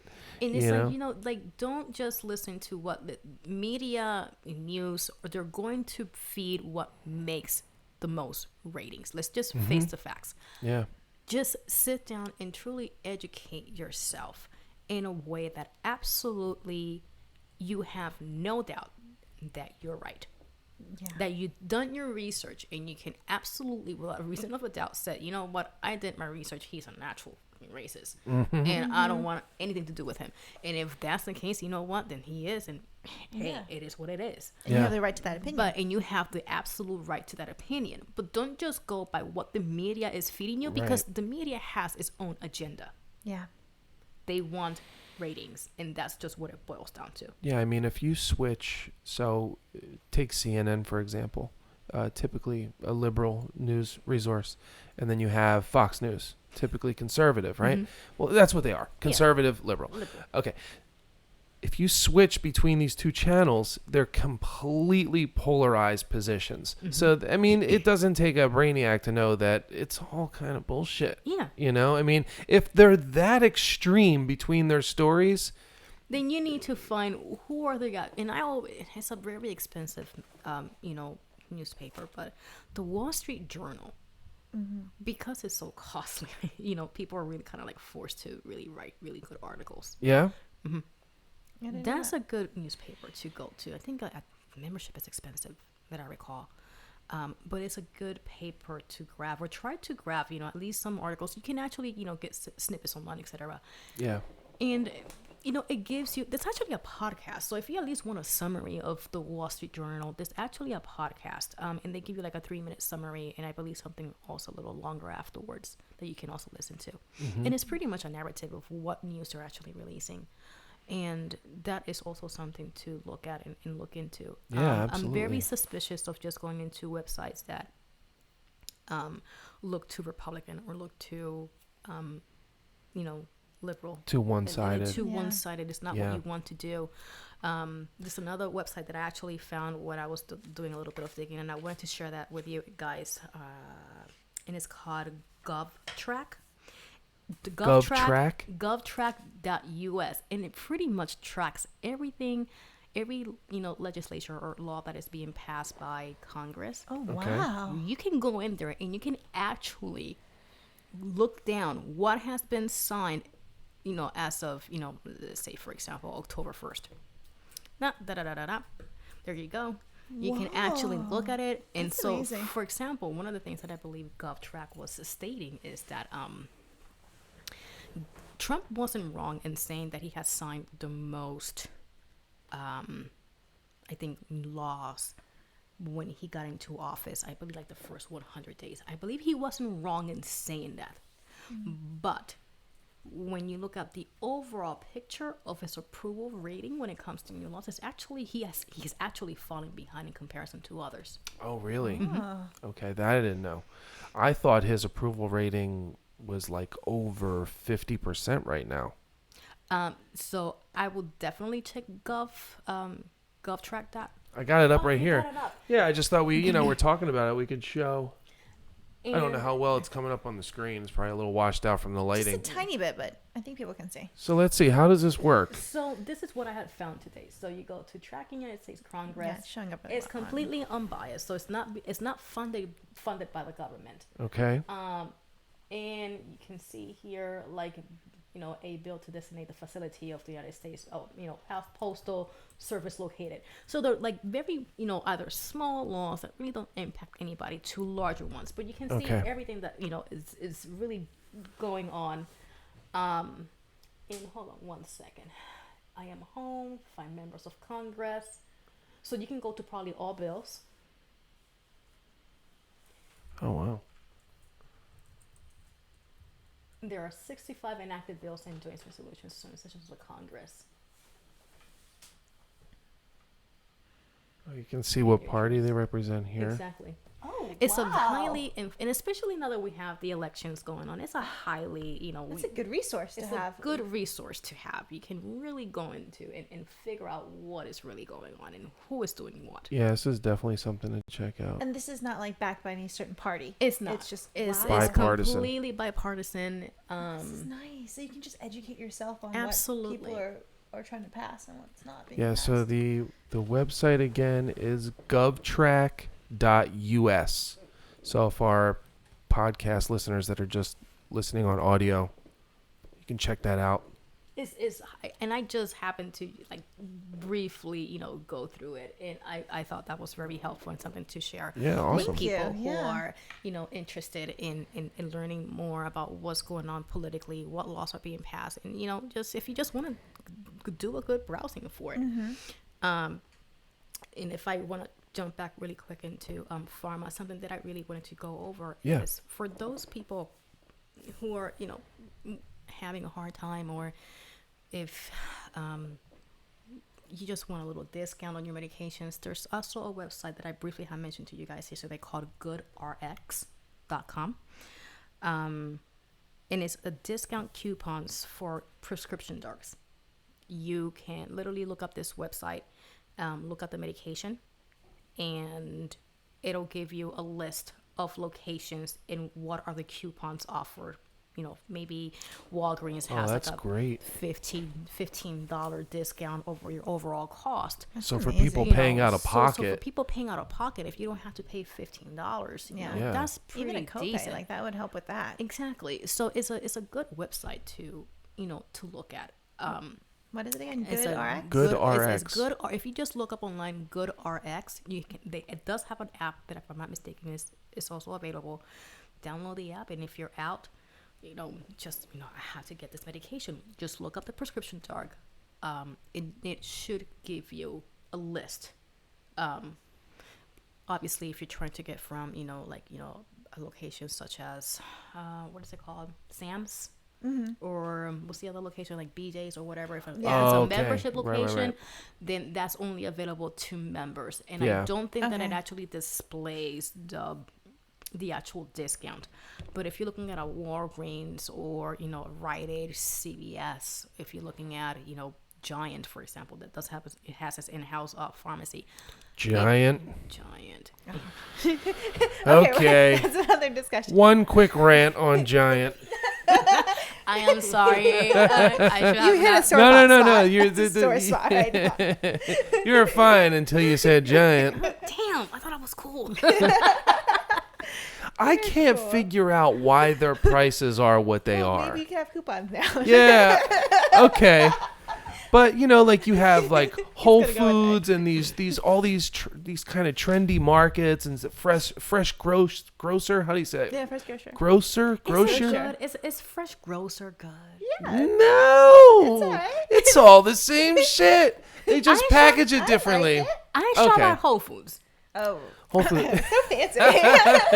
Yeah, but Giant, when you walk in Giant, it looks like an Acme or a ShopRite, but their prices are comparable to Whole Foods or whoever else. I like to shop at like the more independent little markets. I go to like the Russian market, the Asian market. Their prices are awesome. The Russian market, I Oh my god. Because they have Kinder Bueno, which is my favorite. Like whenever I want to treat myself to a good snack, Kinder Bueno is like the best thing What ever. is that? So it's like Kinder Bueno? It Kinder sounds Bueno delicious. is What is it? delicious. So it's pretty much like this long little thing, and it's like covered in like chocolate. And I want to say it might be actually a version of Nutella, but just like on a light cover. Okay. Yeah. And the inside is hazelnut cream. Oh, nice. Yeah, I need that. That Where's is kind of that like at? Nutella. And they have a white chocolate version, and I think in a dark chocolate version, it's just heaven. Like This is at the Russian market? you can get them mainly at the Russian markets. The Asian markets, if they have it, they should. And I'm just saying, if you've never tried it before, it's called Kinder Bueno. I'm a fan. Which Russian market do you go to? The one in the Northeast? There's one in the Northeast, and Bell's? Seldom that I've been there, but Is it Bell's I Market? think so. It's right off of Castor Avenue. It's on Bustleton, isn't it? So It's like where Bustleton. Bustleton meets Castor. They kind of Yeah. intersect, and then Yeah. it turns into Bustleton. Yeah, I love that market. I So haven't shout out to been- Bell's Market yeah, in I Northeast haven't- Philadelphia. Yeah, I have not been there in years, but that was a great spot. Yeah. They have the things that I like, and so Yeah, and like all their produce. For example, a lot of these independent, smaller markets. It's funny we went off on this total tangent, I'm but like, let's go. You mentioned Giant. They're- It's a sore spot. oh, forget about Giant. Giant has a robot in it Yeah, there's that's a- pretty cool, Does. though. That's It- really cool. with cartoon eyeballs. It does, and it actually scared the crap out of me one time. Me 'cause too. I did not know that was the thing. My mother knew. She laughed. I didn't laugh. It was great, though. Don't get me wrong. But I'm walking around. It's in the produce area. Yeah. And it follows you. And and the I'm like, hell you is know, he when you doing? feel something And why is he a behind he? you, and I look back and I'm like, what the hell? And it's tall, too. Yeah, it's big. You know what? I had to admit, if it's not Whole Foods that I buy from, is actually Giant.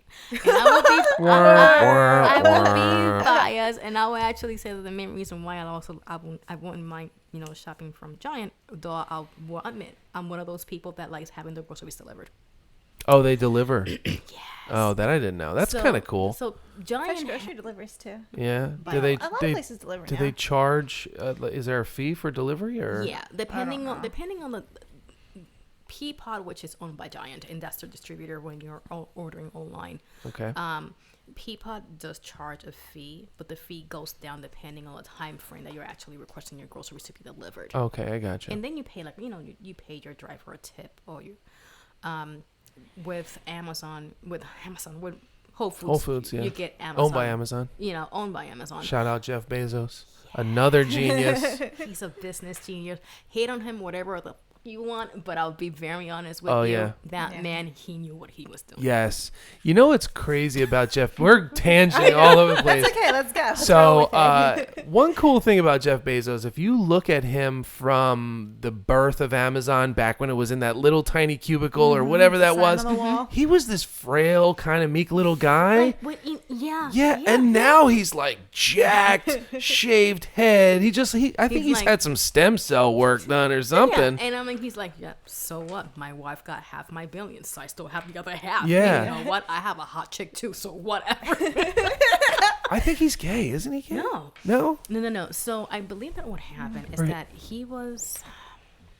Rumor has it, I don't care about his personal life, but apparently Yeah. he was secretly, but not secretly, seeing like a news reporter.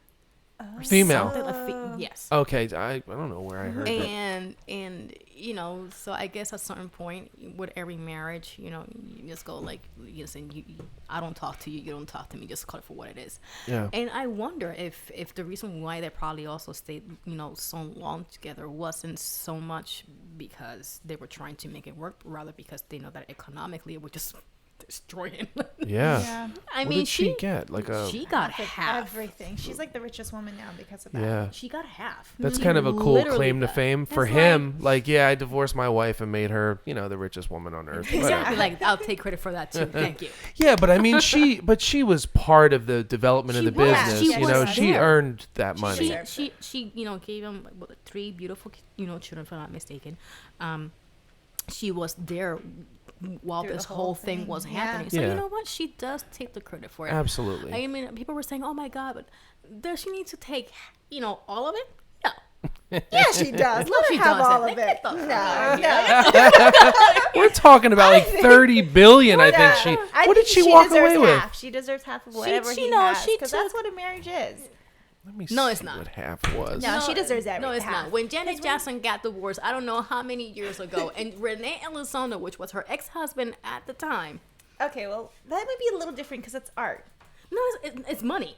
It's money. I'm sorry, it's money. But like art is a little like that's 38 more personal. billion. This is a business. Like she helped him build that business. That's what she got. Sure. But 38 billion. That's an awesome amount of money. Oh my she God. I'm happy she, for her. Her kids Wow. and everybody else in her family are set for life. Wow. $38 billion. Yeah. What's the first thing you do with 38 billion? Tell my ex-husband to go fuck himself. That'll cost you about $8. You still got 37 billion and change. And I'll do it with what's it called? Like those, like, you know, you have those Telegrams? telegram. Oh yeah. Do like a flash mob. There you go. And you're like, I don't know what that like sign just spells out. Oh my God. But I think the two of them, they're still friends, right? Like they're I still believe civil so. at least. I mean, they have children together. It's not like they're going to disappear from each other's life. I think they're Right. still civil to one another. And listen, marriage is marriage. And no, I don't believe that half is half. I believe that it's my money and that I'll be supportive of you and I will help you. But if you try to go for me, I'd much rather have you someone murder you. I don't care. Well, at least you didn't go that route with the ex-husband. You know, I'm just Like a whole lot Just more. have him out of here. Like, listen, I forgot what we were talking about, and I remember laughing and saying, and that's what I said about, you know, the whole Janet Jackson many years ago. Yeah.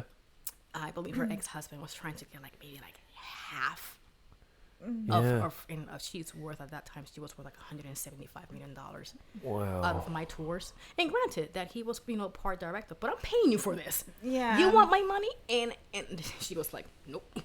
And I think she fought him. I think she fought him hard for it. And she was like, I'm not giving you half. Get out of here. and for me, with reason, like, you know, there's this level of greed, and like for like, you know, Jeff Bezos' ex-wife, I do believe that she deserved half of it, and rightfully so. Yeah. 38 billion. 38 billion of it. But at the same time, like with Janet Jackson issue, I don't know how long were they married. I think they were married for like 8 years. You don't get to claim half my money in 8 years. Right. No, absolutely no Yeah, way. she's had a whole entire career Like, she's had making an that money. entire career before that. You're not claiming apparently half my money. Like, there's no way. So I think she ended up paying him something, but it was certainly nowhere near what he wanted, and rightfully so. Like, Yeah, I I'm agree the with you one there. that's, you know, doing the workouts, doing the tours, writing the music, getting in the studio. Yeah. You might be there supporting me, The but you're talent- not really the talented there. one, Like, yeah. she's a talented one, and I was like, no way. Yeah, But I'm you're- with you on that one. And no. It's crazy how this conversation went from Killing her husband. well, first coupons on Yeah. on pharmaceutical drugs That's where at we places were. like Giant to whacking out your ex-husband, $38 billion, and Janet Jackson. Yeah. That you only get that with a podcast. You do, because, you know, it's like the whole, you know, Yeah. freedom, whatever. Yeah, I mean, also just with podcasts, one of the things that interested me the most about doing a podcast is long format discussion and what comes out of it. Yeah. So, like, for example, are you familiar with Joe Rogan's podcast? No.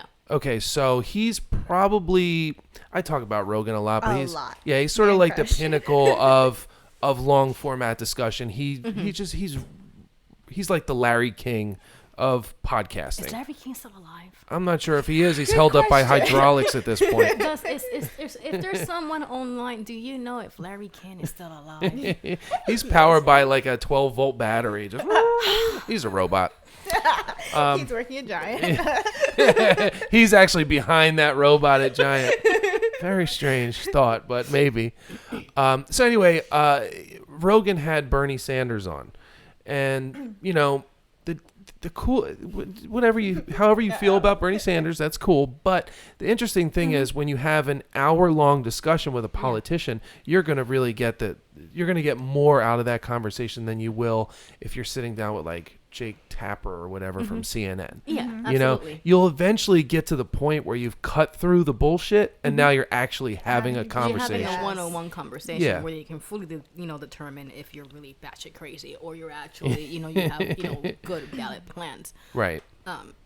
And that's one of the things I really like about podcasts because it's a forum for that. Yeah, no, I completely agree. And I mean, we've actually touched on different things. We've touched on pharma. We've touched briefly on politics and personal opinions about, getting an ass whacked. And this is hypothetical. I won't actually do it. Future husband, beware. Yeah, no, you're fine. I'm just saying, it's one of those things that, no. But it's... There are many. The whole point is that there are many different opinions, and we've had pretty much a good discussion in good faith, and we've discussed educated. I hope educated individuals on a couple of things that I don't think that the mass audience knows. But their opinions, and they should be respected. You don't have to agree with everything I say. You don't have to agree with everything. I don't have to agree with everything you say or you say. Sure. But at the end of the day, it's about being respectful. And I think that is something that we as a society are not remembering, or we're just so focused on not being offended or getting offended and automatically turning it into an attack. Yeah. That we forgot that we can coexist with differences of opinion, and that's what makes this country and the world and society a better place to live in, because we can understand people differently. Most people wouldn't know that I'm more on the conservative side. Most people would probably go like, what? And that's okay. Well, you mean at first glance, like before they get to know you, or at this point, like up to this point? Up to this point, I'm more than confident. Most people did not know that I am. I didn't know it. Yeah, no, me neither. I'm it's one of those things that because you are an entertainer, you're automatically told that you're not told, but it's almost as people condition you to, well, if you're an entertainer, you must be on the left side of you're things. an artist. Yeah. You're an artist. Like, how can you, the universe provides, and you just sit there. That's not how I've been raised, and that's not how I perceive art. Like I said, I dance whenever I want to. And that's just the way that I've approached dance. I have lately what I like to call a love-hate relationship towards dance, mainly because timing to me is very important. I'm a busy person. And so when I'm dancing, I choose to just dance for the sake of relaxation, or is there a charity event that I can, give my time to. That to me is a lot more rewarding than, trying to make a profit out of it. Yeah. Granted, I am also lucky enough to be, to have a job that's lucrative enough that allows me to be highly selective of what I want to do and not to do. When you are an entertainer, and this is what many people forget about, is that you don't necessarily have all that luxury unless you have made it to stardom. When you're an entertainer, depending on what you do, your body is your business. And because your body is your business, you are, everything that you do is it needs to come from you. It's a service. I'm dancing, I get money. I need to put it to XYZ. How many gigs am I doing? How many events am I booking? What am I doing? Do I have another side gig that helps me pay for the rent? If you are a full-time performer, you don't have things made easy, but that's also a choice. Yeah. I chose to do both. Would I love in an ideal world, would it be amazing if I could, be a performer the way that I've seen so many of my friends? Yeah, absolutely. But I also like money. I like not worrying about the rent. And I don't want to worry about the rent. Because I know where it's coming from. And I think a lot of people forget about that. A lot of people forget about, how when you are an entertainer, you have to, you look at things differently. And because of that, I chose a different path. I chose the path where I do have a more secure job, because let's just face facts. You might book 5, gigs this week, but what is it guaranteeing you to book that for the next 2 weeks? Right. Or the next month. Or the next month. Exactly. Or we have a recession. Yeah. And entertainment's the first thing to go. And with a recession. entertainment's the first thing to go. So where's your money coming from to pay for the rent? Where's your money coming from to, pay for your insurance if you have any? So I also do see when entertainers also, pick, this side. I understand why they're liberal, because they're looking, not that they're looking, but it's hard enough being, your sole provider, but nonetheless being an entertainer and doing so that way. It's hard. I know a lot of friends who do it, and it's really hard. You have to constantly stay on top of the game to really make it to where you need to. Right. Some dancers are married, and because of that, they have the luxury of doing whatever gigs they want whenever they want to, and they're bringing in money because they're popular, etc., and that's great. If you're sole dancer, I think that's really, the mindset is just that, like, oh, well, if you're a dancer, then yeah, you can be more liberal, the universe provides, Yeah. so to speak.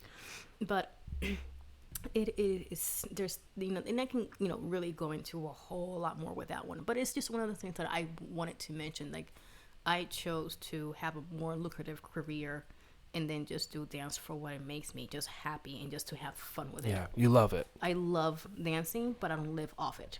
Right. I understand. And that's, that's the difference. Yeah. So, just for me, personal story, I went to college, I went to art school, and I've always been an artist, drawing, painting sort of thing. And originally went to school for computer science, which is not artistic whatsoever. And the school ended up going bankrupt while I was still in school. And then I was like, oh, what next? So I was like, well, I that's the one thing I love to do. It doesn't feel like work. I just do it. I like to draw. I like to paint. I like to be creative. So I went to college for it. And there's a big difference between being an artist and being a paid artist, being a production artist or whatever it is. And I worked mostly in entertainment, like television production and marketing and advertising. And for me, after doing it for over 10 years, I realized that it didn't feel fun anymore. It didn't feel, it lost its charm. And the luster that I had originally of being creative was gone. It was just kind of like, it just changed a lot.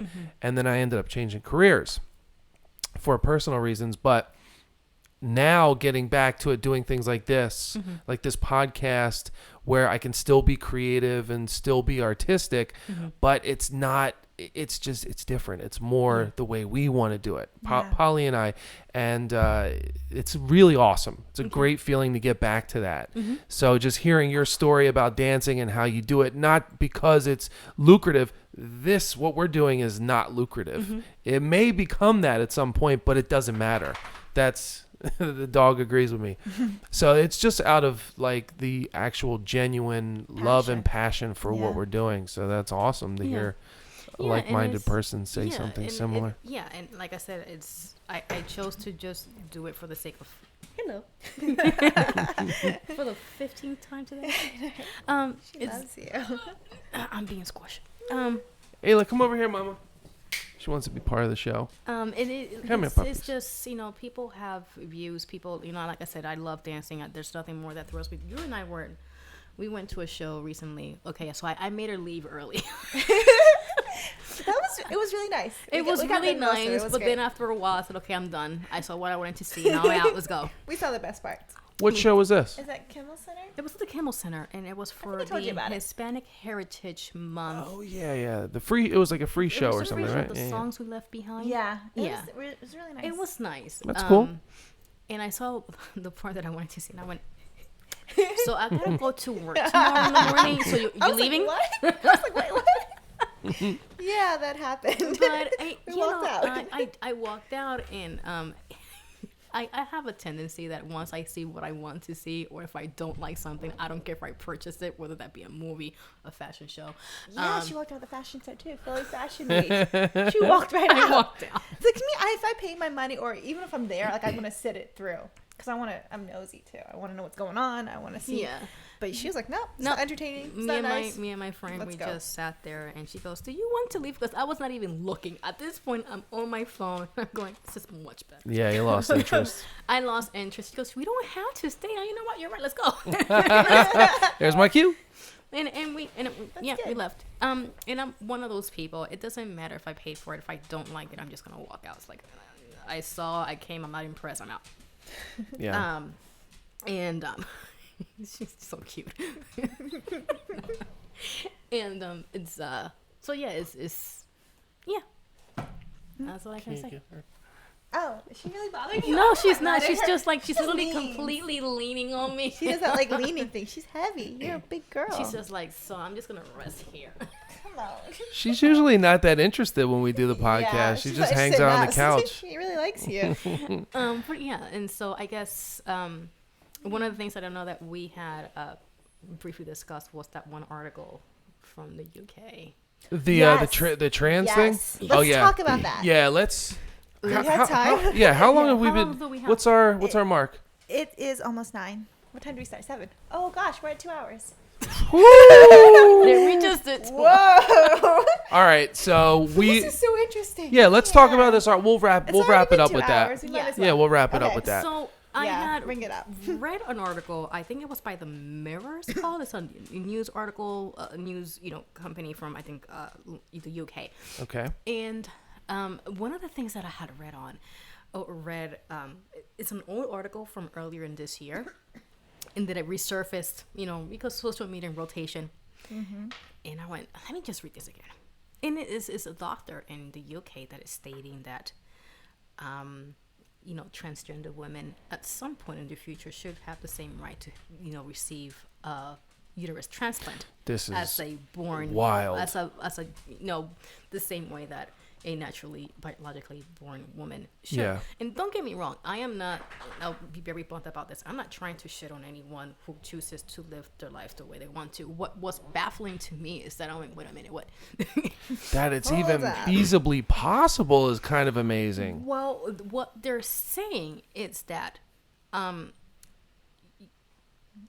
the men's because regardless of the fact, men will always have shorter, smaller Oh yeah, hips. your frame Yeah. your frame can only house. Can You're not only- meant to hold another human. yeah, not when it comes to the man, but they're saying that it is possible, even though that the frame to actually host or bear a child, Yeah. if they were to do the right connections to veins, etc., to make this work, it could be possible. What they will need to do is to also mitigate the transgender woman into having the same hormonal reactions that a natural woman, a born, not a natural, but a born woman Yeah. would. So basically, the idea is really quick for our viewers is that a transgender or transsexual person could possibly carry it and deliver or just It would the have to be C-section. It would have to carry. It would have to be a C-section. They wouldn't be able to actually deliver, so it would have to. They would have to perform a cesarean section. But could carry a child to term and then through cesarean deliver the baby And be a mom. and be a mother. What? Like, I'm just like flashing back to the early 90s when I was a young kid, listening to New times Kids are on the simple. Block or whatever I was doing on the stoop. I never in a million years would have thought. I think there was a movie with like Danny DeVito or something back in the day where he carried a child and it was like, Oh my God! It wasn't then. No. It was. was it the Arnold It was Schwarzenegger? Arnold Schwarzenegger. Was it twins? Or No, it wasn't twins, but it's close enough. Yeah. But the idea was so far fetched, and now I It's can remember not- that. it's just out on the horizon. Yeah, and that's what they were saying. That I went, so really. Yeah. So what about all the go ahead, I'll let you kind of. Like, okay, so you know what, because they're saying that right now, transgender women are only able to have a child via adoption, surrogate, or foster, Right. which, and don't get me wrong, I will say this the same way about, women. There are women out there that do not deserve to have kids. Let's just call it for what it is. What it is. Absolutely. There's some women out there that do not deserve to have children, or should have a cap. Like if you have two, that should be your limit, Like, that's all you can depending on handle. who you are. Yeah. Depending on your, If you're just having kids to collect more money from the government, then you and there need are to women that stop. do that shit, There are. they need to stop. You need to stop at 2.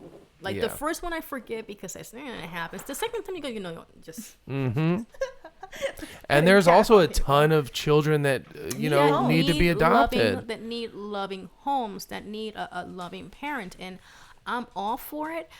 But it almost, and I don't know if it makes sense what I'm saying, it almost makes me feel like so a woman is no longer special because a uterus can now be transplanted. Yeah. Yeah. I mean, It's like it's a very hard conversation to get into, and granted that this article was coming mainly from physicians that specialize in this industry, to make these changes possible, which I do commend their work, because it takes a lot of knowledge and knowing what to do to make it happen. But at the same point, this is something that I was born to do. This is biologically, that's a gift from God. Is my given right to biologically do this, and so I wonder if, you can't stop it from happening. If it's going to happen, it's going to happen. Science will some point make it happen. If it sounds like it's going to happen. And but at the same time, it's just like, I am a woman, so hear me roar. Like that? Yeah, but putting you on the same transplant list, that's what I and that don't. is so, and putting it on the same, like I said, on the same, like that transplant list is like, Yeah. That's a little questionable. That's a bit questionable. I think it's kind of like science playing God a little bit Yeah, too. It's not absolutely. natural. I mean, I'm sure the trans people would disagree with me, because they're like, for example, our guest, Christy, believe that she wholeheartedly believes that she's a woman trapped in a man's body. And you know what? And to that, I always say I'm no one to point the finger at someone like who you mentioned. Yeah. Because we don't know. I know I'm heterosexual. You know you're heterosexual. You know you're heterosexual. I'm not too sure these days. Oh, good. No, I'm kidding. Well, I'm kidding. Are you binary or curious? Oh my God. I mean, there's so Gender, many different cisgender? versions. I Is it- started to question things. I'm like, wait a minute, sir. is it Zim, gender queer? Gender queer, yeah, that's a Yeah. thing. There's like 21 different. It's Oh, there unbelievable. was more. There was more we looked There's up. Oh, they're too adding- many, and I can't keep track, so I'm just gonna stick to the basics. Yeah. But long story short, like, by all means, it might be very well. That's it. If that's what you feel at the core of yourself, Right. no one can change your mind, and no one can make you feel any different, because that's how you feel. That's how you perceive your life. Right. I think the argument for me comes from just being that person who, I was born a woman and I know what I have, and now you're saying that you have the same rights as another woman who may have problems conceiving, or was actually not born with a uterus, and now that you have the same rights to be in the same list Yeah. as someone who really, it's kind of hard for Yeah. me to Yeah. really wrap my head around Yeah. that. It's a strong argument for sure. Yeah. So yeah, that was an interesting regret. I think the article was first released back in February Of this year. of this And it year. got Yeah. So it's recirculated. recent. So it's recent. I mean, it's definitely something to look into. I'm curious about it just because of the science and the technology it's going to take to actually do something Yeah. like that. I mean, it's amazing Mm-hmm. that it's even possible. And then I started thinking, well, what does that mean? Oh, there she goes. We don't need that. Does that mean that a man could possibly impregnate himself? No. I think you would have to like change hormones. It would take a while. No, Yeah. because technically speaking, obviously through the entire process, you change hormones to really feel as a woman. Yeah. So that I'm assuming is no longer there. Right. Well, Yeah, but so you can get it before and then save it, right? yeah, Before you you could. I mean, like an in vitro Yeah, kind of yeah, yeah. like. Yeah, I mean, just save maybe. your sperm. But would that be considered incest? Would there be issues with the DNA being Yeah. similar? I would definitely say. I mean, like. It's We all identical. like. I mean, we make jokes about Alabama, but there's someone probably that's married to their cousin somewhere. That's like a Florida thing. So plants, This ain't right. certain plants can like plants that pollinate and produce seeds can actually hermaphrodite and Yes. self-pollinate. Cannabis does that. Wink. And the way it works is, so the female plants produce pistils and trichromes, which are like these sort of sticky things, and then the males produce the pollen. The females collect the pollen and do their thing. So when there's no males around to produce pollen, the females actually will hermaphrodite and start to produce both and then can self-pollinate. And that's what that made me think of. I'm like, well, if you could if a man could carry a child in his body, could he whatever? Like, can I freeze my sperm? And Yeah, like, right. I mean, is it's probably possible in the Yeah. future. It's Maybe. wild. Who knows? It's Yeah. wild, but it's It's some interesting. wild shit, man. I'm But telling then, you. like genetically, how would it affect them? That exactly. Yeah. Like, what is the need They- to they- Modified. that? That's Yeah. a GMO kid. There would have to be some issues there. Yeah, and I mean, octopus are asexual, so What they Wait, do? what? octopus, They're what? octopus, they are asexual, so So how do they procreate? they can do it themselves. Yeah. That's I believe. awesome. See, I didn't know that. I believe that they can do. How? They can do both, and I'm like, someone out there is going, you know what? That's a good plan. That's a good Yeah, like I like my DNA the most. Let's Yeah. just duplicate it. I make Right. best DNA ever. I mean, it kind of. Well, I guess you would still need this. Well, for humans, you would still need the sperm. Yeah, But regardless women of have been female arguing sperm. for years that men are unnecessary. Like we're just. I mean, Sperm just day. go to a sperm bank, collect the best sample, just say no, put it in, and then I'm out. Yeah, there's more than enough sperm out there to keep the generations Or going you're- for a you're- while. Yeah, I mean, this is like donations. Like, you know what? I'm accepting donations. I want a kid. You don't have to be involved. Let's just call it for what it is. Yeah. I will never see you again. Here's your waiver. Women, women produce all the people.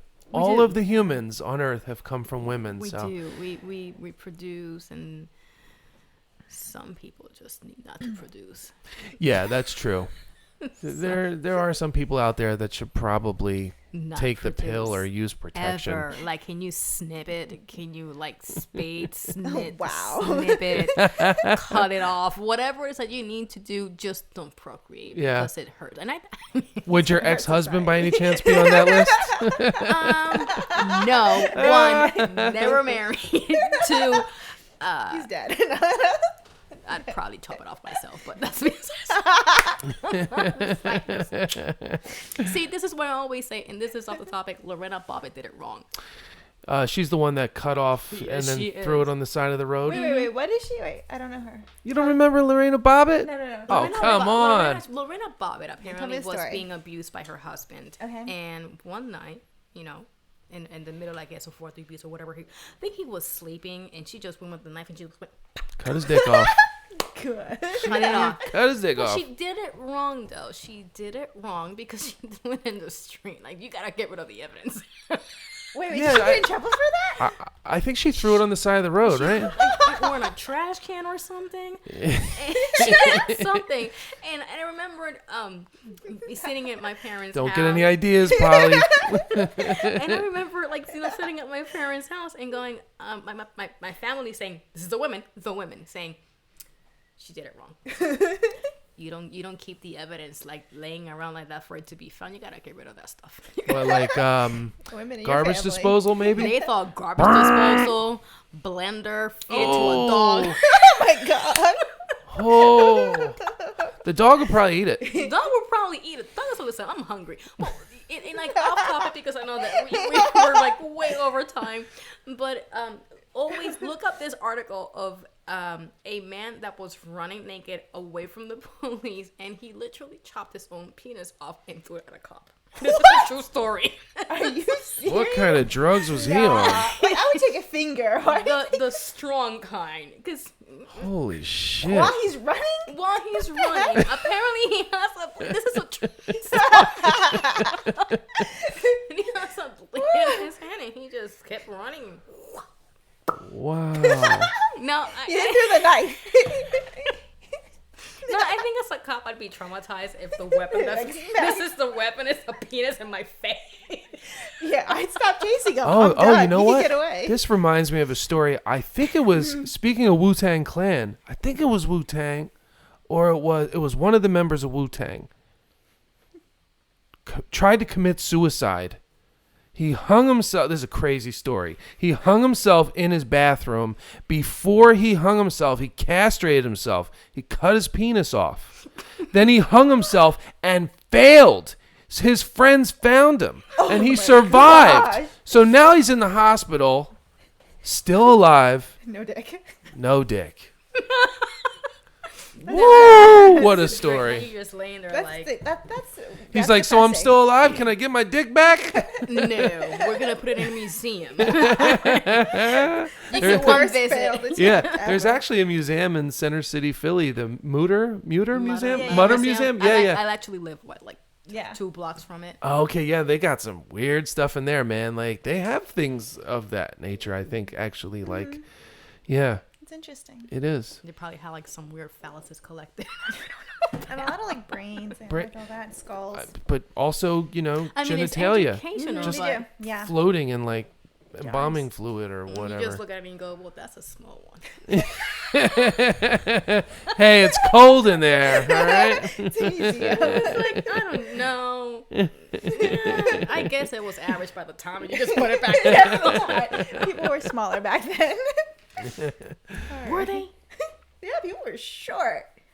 Like back in the day, people were small. Well, but that's like saying every short man is a small penis. I think it's proportional. I don't know. That's not true. I heard Shaq. I heard that Shaquille O'Neal, the basketball player, Yeah. is 7'3", 400 pounds.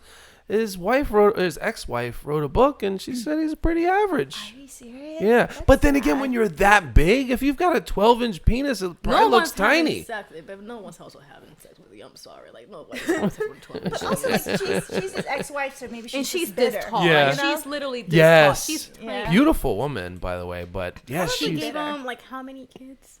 I don't know. Can Oh you man, imagine having imagine! to bear Oh his God, kids? yeah. Poor She girl. gave him a couple. Well, this is the thing. Cesarean, I'm guessing. This is the thing about athletes. Basketball players, football players, they tend to date like models and things like that, or just beautiful women, and a lot of them are small women. They're not tall. Listen, the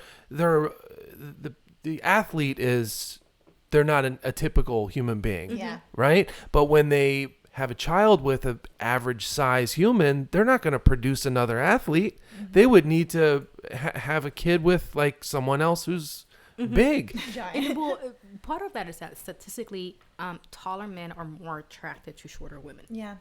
That's like a natural Yeah. thing. Like taller men for some reason just like shorter women. And I'm like, I don't know why, because they're deadly ninjas. They are. We were just talking about that. Why is that? It's the temper. I mean, It's like Napoleon complex. Yeah. It's like a Napoleon complex. I mean, Deadly. and if you're Latina, then It's you're even worse. mature. Oh yeah. You matured faster because of the heat, so that makes you extremely hot tempered.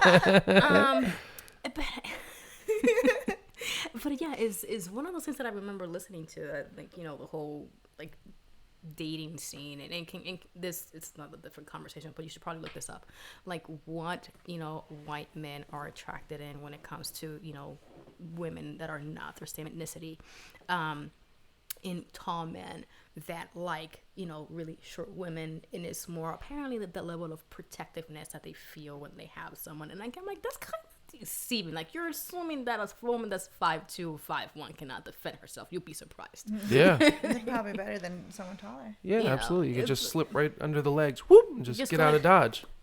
And just cut it off where you're going, It's right? Oh, I didn't mean that, but yeah, if you want to go there. You know, there's just many things that, you know, but those that's something that maybe, like, if you guys want to, like, a good topic, that might be something that you guys can look into. It's absolutely. really interesting. Yeah, you should. But yeah. I mean, you're not extremely tall. You're kind of like, what are you, 5? Yeah, 5'8". I'm tall. I'm 6'6". So You're my uncle's height. yeah. My uncle's 6'7". Yeah. How tall are you? It's not easy being I'm tall. 5'1". Aw. Shorty. And it's like, she's like, oh, I love you're so cute, Selena. When you dance, and we were talking about this, when you dance, you look like Yeah. dance your People say body. that. Yeah, when I Yeah. saw your videos, I thought you were like 5'10", 5'9", 5'10". Yeah. And it's like, thank you, because now I feel like you're disappointed in me. No, not at all. It's just a surprise. No, it was something that I was, because, like, you know, you get up and you finish dancing and you get off a stage or whatever, and then people go, you look so much taller. Are you wearing heels and stuff? No, No. I'm barefoot. Oh, And people okay. go, wow, you're really tiny. And I go, Thanks. sorry, I disappointed you. I just, like, I'm sorry, like, I'm a complete failure. Yeah. And they go, no, I'm joking with them. But it's the whole point is like, this is what you get. Yeah. This I is think what when you you're dancing as a dancer, like you Yeah. elongate your body, like you perform. Yeah. So it's Yeah, and I different. mean, You're on stage. it's really funny to hear, like, the many comments like, oh my god, she's so tiny. Do you find that taller men are attracted to you, like the men that approach you? Men are afraid to approach me. Oh yeah. Yeah, Are they're intimidated? I've heard. Really? Yeah.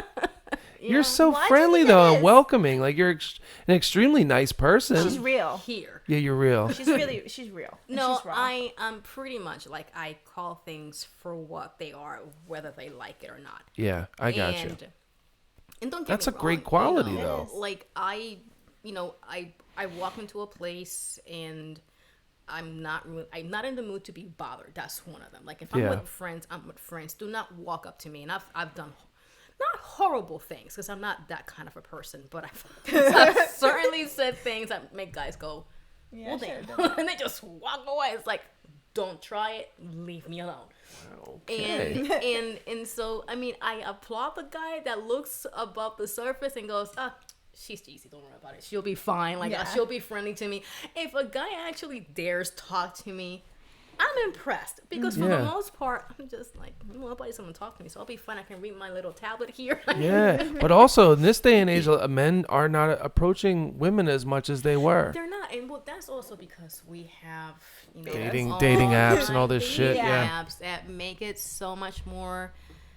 There's a good thing about it. There's a bad thing about it. The good thing about it is that you are able to see your options. Way too many of them. Yes. Which also creates a level of complication, because now we have this whole thing FOMO, you know, Yep, the fear exactly. of missing out. Fear of like missing you out. have the one girl that she's really cool and she's all these things that you like, but now you're like, you know, There might be somebody I don't better. want to commit because I might actually see someone better. I'm not saying that you're wrong, but perhaps the person that you wanted to build something better with, Yeah. you just let it go because you wanted something else. And so this huge level of lack of commitment, but it's mainly because you have too many options and you want to see what is the next best thing. And then one day you figure out that you're 40 years old and you're single, and then you end up settling with Jesse. Yeah. And What's wrong with Jesse? Poor Jesse. Any Jesse's out Okay, there? or you end up settling with Becky. Karen. oh, Becky. Becky's more than an average girl, and she's nothing that you ever thought about, but now you're like, you know, I'm in a rush, and you know the musical chairs are empty. I just need to grab one. just and settle. They do, and you Yeah. settle. And now you're in your 40s, marrying a woman that you have nothing in common with, and you have kids with her. That's And now you're really stuck because nobody wants to start over at 50. yes. It's so true. That's true. You know, and that's something that, at least within my family, you know, and you know this, like, I'm a firm believer of, I'm not in a rush, and I'm pretty much in my mid-30s, and I'm nowhere near be a rush. You have to be selective. Selecting a partner is not just, you know, is it a good parent, but it's a good partner to you. Absolutely. And if you cannot find both in one, then you gotta keep on going, because Yeah. there's a very small number of people out there. Yeah, I agree. So Do you do the dating sites, the dating apps? I've done the dating apps, and it's been disastrous. Everybody has that one disaster story. Oh no, I've had a couple. Do you want to? Do we have time? You want to tell us one? We're like at 2.5 hours, but this is good. Let's go. Well, let me ask you this, Polly. Do we have any questions from the chat that we want to ask? We're like, okay, so we can go back. Do you want to do that? Okay, we could either do that. I really want to hear this. Yeah, me too. Me too.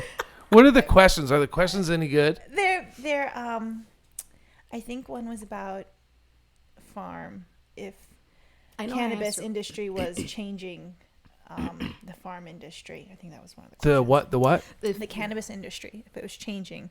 I can answer some of that actually. I'm very well educated on cannabis. Yes, I mean, I used to grow cannabis. I can disclose that now. Right? It's okay. This is back in the day. Yeah. But I like. I mean, the remaining health. Like, listen, I've never in my life touched it. Yeah.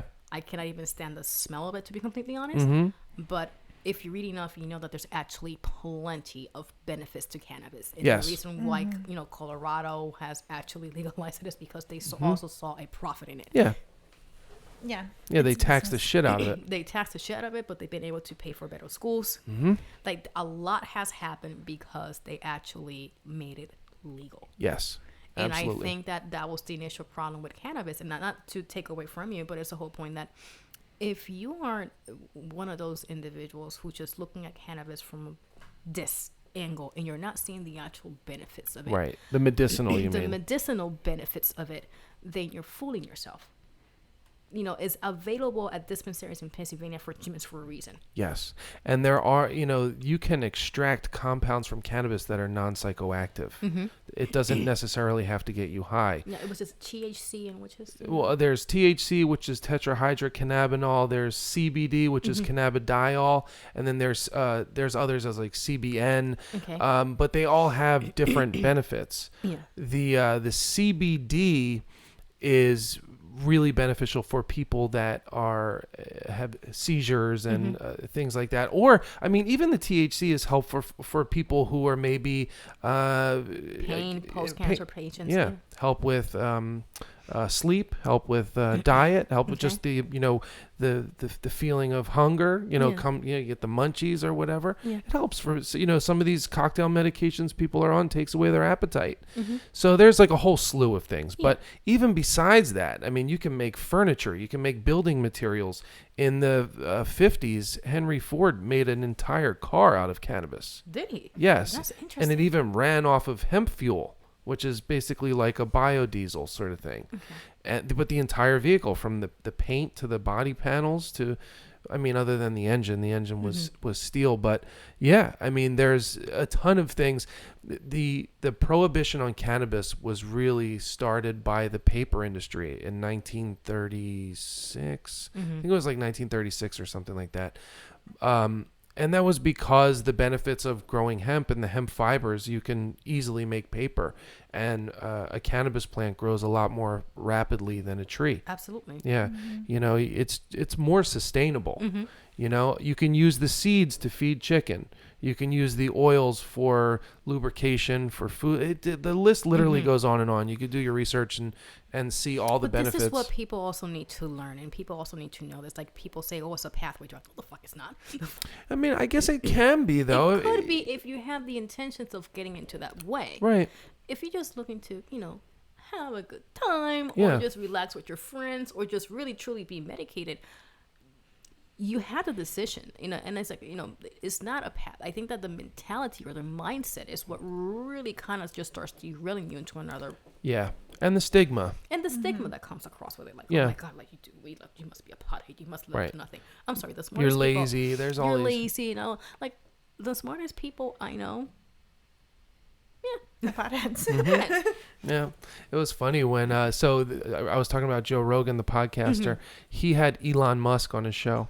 Tesla, SpaceX. Yes, I remember that. And he smoked a little bit of weed, and he got flamed. No, he didn't get canceled. He's good. He good. But I mean, he got some backlash, like I think the stocks dropped a little bit and a couple of things happened. But he didn't apologize for that. I recall he was like, whoa, it made me feel chilled. Yeah. Smoked a little bit of weed. He's a grown man. And they were in the state of California where it's recreationally legal. So it wasn't breaking the law or anything like that. So people just need to stop being so damn uptight about certain things. Yeah. But the issue I have with cannabis in the pharmaceutical industry is they're synthesizing a lot of things. And the raw plant matter is really I think the best form of cannabis. Once you synthesize it, then you're getting into, it's just a whole different ball game. But you can't, you're not going to have a big pharma lab growing 20,000 plants. They're going to do it chemically. They're going to match the molecular structure and such of the plant and turn it into a pill, and that kind of takes all the magic out of what the plant is, because it is kind of a magical plant. It is. And I've I know so many friends, some that need it prescribed, and they see a difference. They actually feel better. There's no actual, or just mitigates and minimizes that pain, so that's there, but you're not really agonizing over it. And exactly, just do it in its natural form. And the same, at least with cannabis, that's how I see it. Like you said, you're right. Synthesizing it just becomes a bit of you're getting a watered down version of your pill. Yeah, you're not really. And then they say take 15 a day. Yeah, and when you can just have it so easily and readily accessible, by your local dispensary, or just decriminalize the damn thing already. Yeah, I agree. Just do. I think they're going to make money off it. That's what they would. I mean, if you look at Colorado as an example of, and again, they're taxing the shit out of it, but at the same time, look at what good has also come out of it. I think that people just need to just back down a little bit. It's coming. It is. It's coming. It's just a matter of time. Any other question? No, I think that was it. Or people are just commenting like she's crazy. No, only love, which is awesome. It's really, there's a lot of just discussion. Okay. Stuff. Yeah, but no other questions, I don't think. Hopefully I didn't miss anything. If I missed something, re-enter your question. Okay. People who are listening to me. They're probably going in there no, the girl that spoke, she's a little crazy. No. No, I think this was an things you incredibly, talked about were awesome. Yeah, this was a really informative podcast. And thank you so much for coming on the show. You're welcome. Is there anything that you want to close the show with? If you want to shout out, if you want to give out your social media or anything you got going on coming up as far as the dance stuff or anything, if you want to promote? No, so pretty much if you want to learn more about me, I will eventually have an Instagram account. It won't be called under Dellaneira. I won't do that because I do also do art. Yeah. So I'm trying to just find the right name so that I can eventually create my Instagram account. It's important. It's important, I just want to keep it as open as possible. But if you want to learn more about Middle Eastern dance, I do have a Twitter account, Dellaneira Racks. And I do also have a Facebook page or account called Dellaneira Racks. And you can find me on Facebook. You can connect with me on Facebook, and I'm more than happy to, answer any additional questions that you may have in terms of dance. More than happy to. Awesome. Can you spell that? It's RAQS, right? Oh, my name is so long that I have spell to it out. I have to look at it in my mind and then actually spell it out. So it's Dellaneira. So it's DELLAEIRA, and then Racks as in RAQS. That is, where you can find me. And I think that I have the account set up so that anyone can actually send me a friend request. Awesome. Other than that, shout out to my mom because I believe that she was listening to the podcast. Oh, awesome. I think she listened to it live. I sent it to her. I'm not sure if she, logged in or not. She has a new iPhone, so. That's okay. If she doesn't catch it live, it will be available on YouTube, right after this is done. And then also iTunes and all the podcasting platforms. So she'll hear it. She'll be able to hear it. It's just I want to hear it. Oh, That's so awesome. sweet. No, but she wanted to, hear what I had to say, and she goes, "I'm proud of you," and I'm like, "Oh, thank you." She should be. She should be. This was an awesome episode. Yeah, thank you But so no, much I for coming had on. a blast, and thank you for inviting me, and thank you for like being very open-minded. I think that you guys are doing something fantastic. I think you. that the platform here and being able to have an open discussion without really being judged or just listening to someone else's different perspective is Absolutely. extremely important, because we're losing that. Yeah, this I generation think totally that losing it. we're really losing that right to just really speak our minds without being attacked, and it's nothing to do with denigrating another human being. It's just educate yourself, and by all means, and I will always close this, stop putting your votes on politicians that at the end of the day only give a shit about your vote. Thank Yes. you. Thank you. Well Stop said. arguing. Just stop the arguments over a politician that gives two shits about you. Let's just call it for what it is. They don't care. If you can show me a politician that genuinely cares, fine.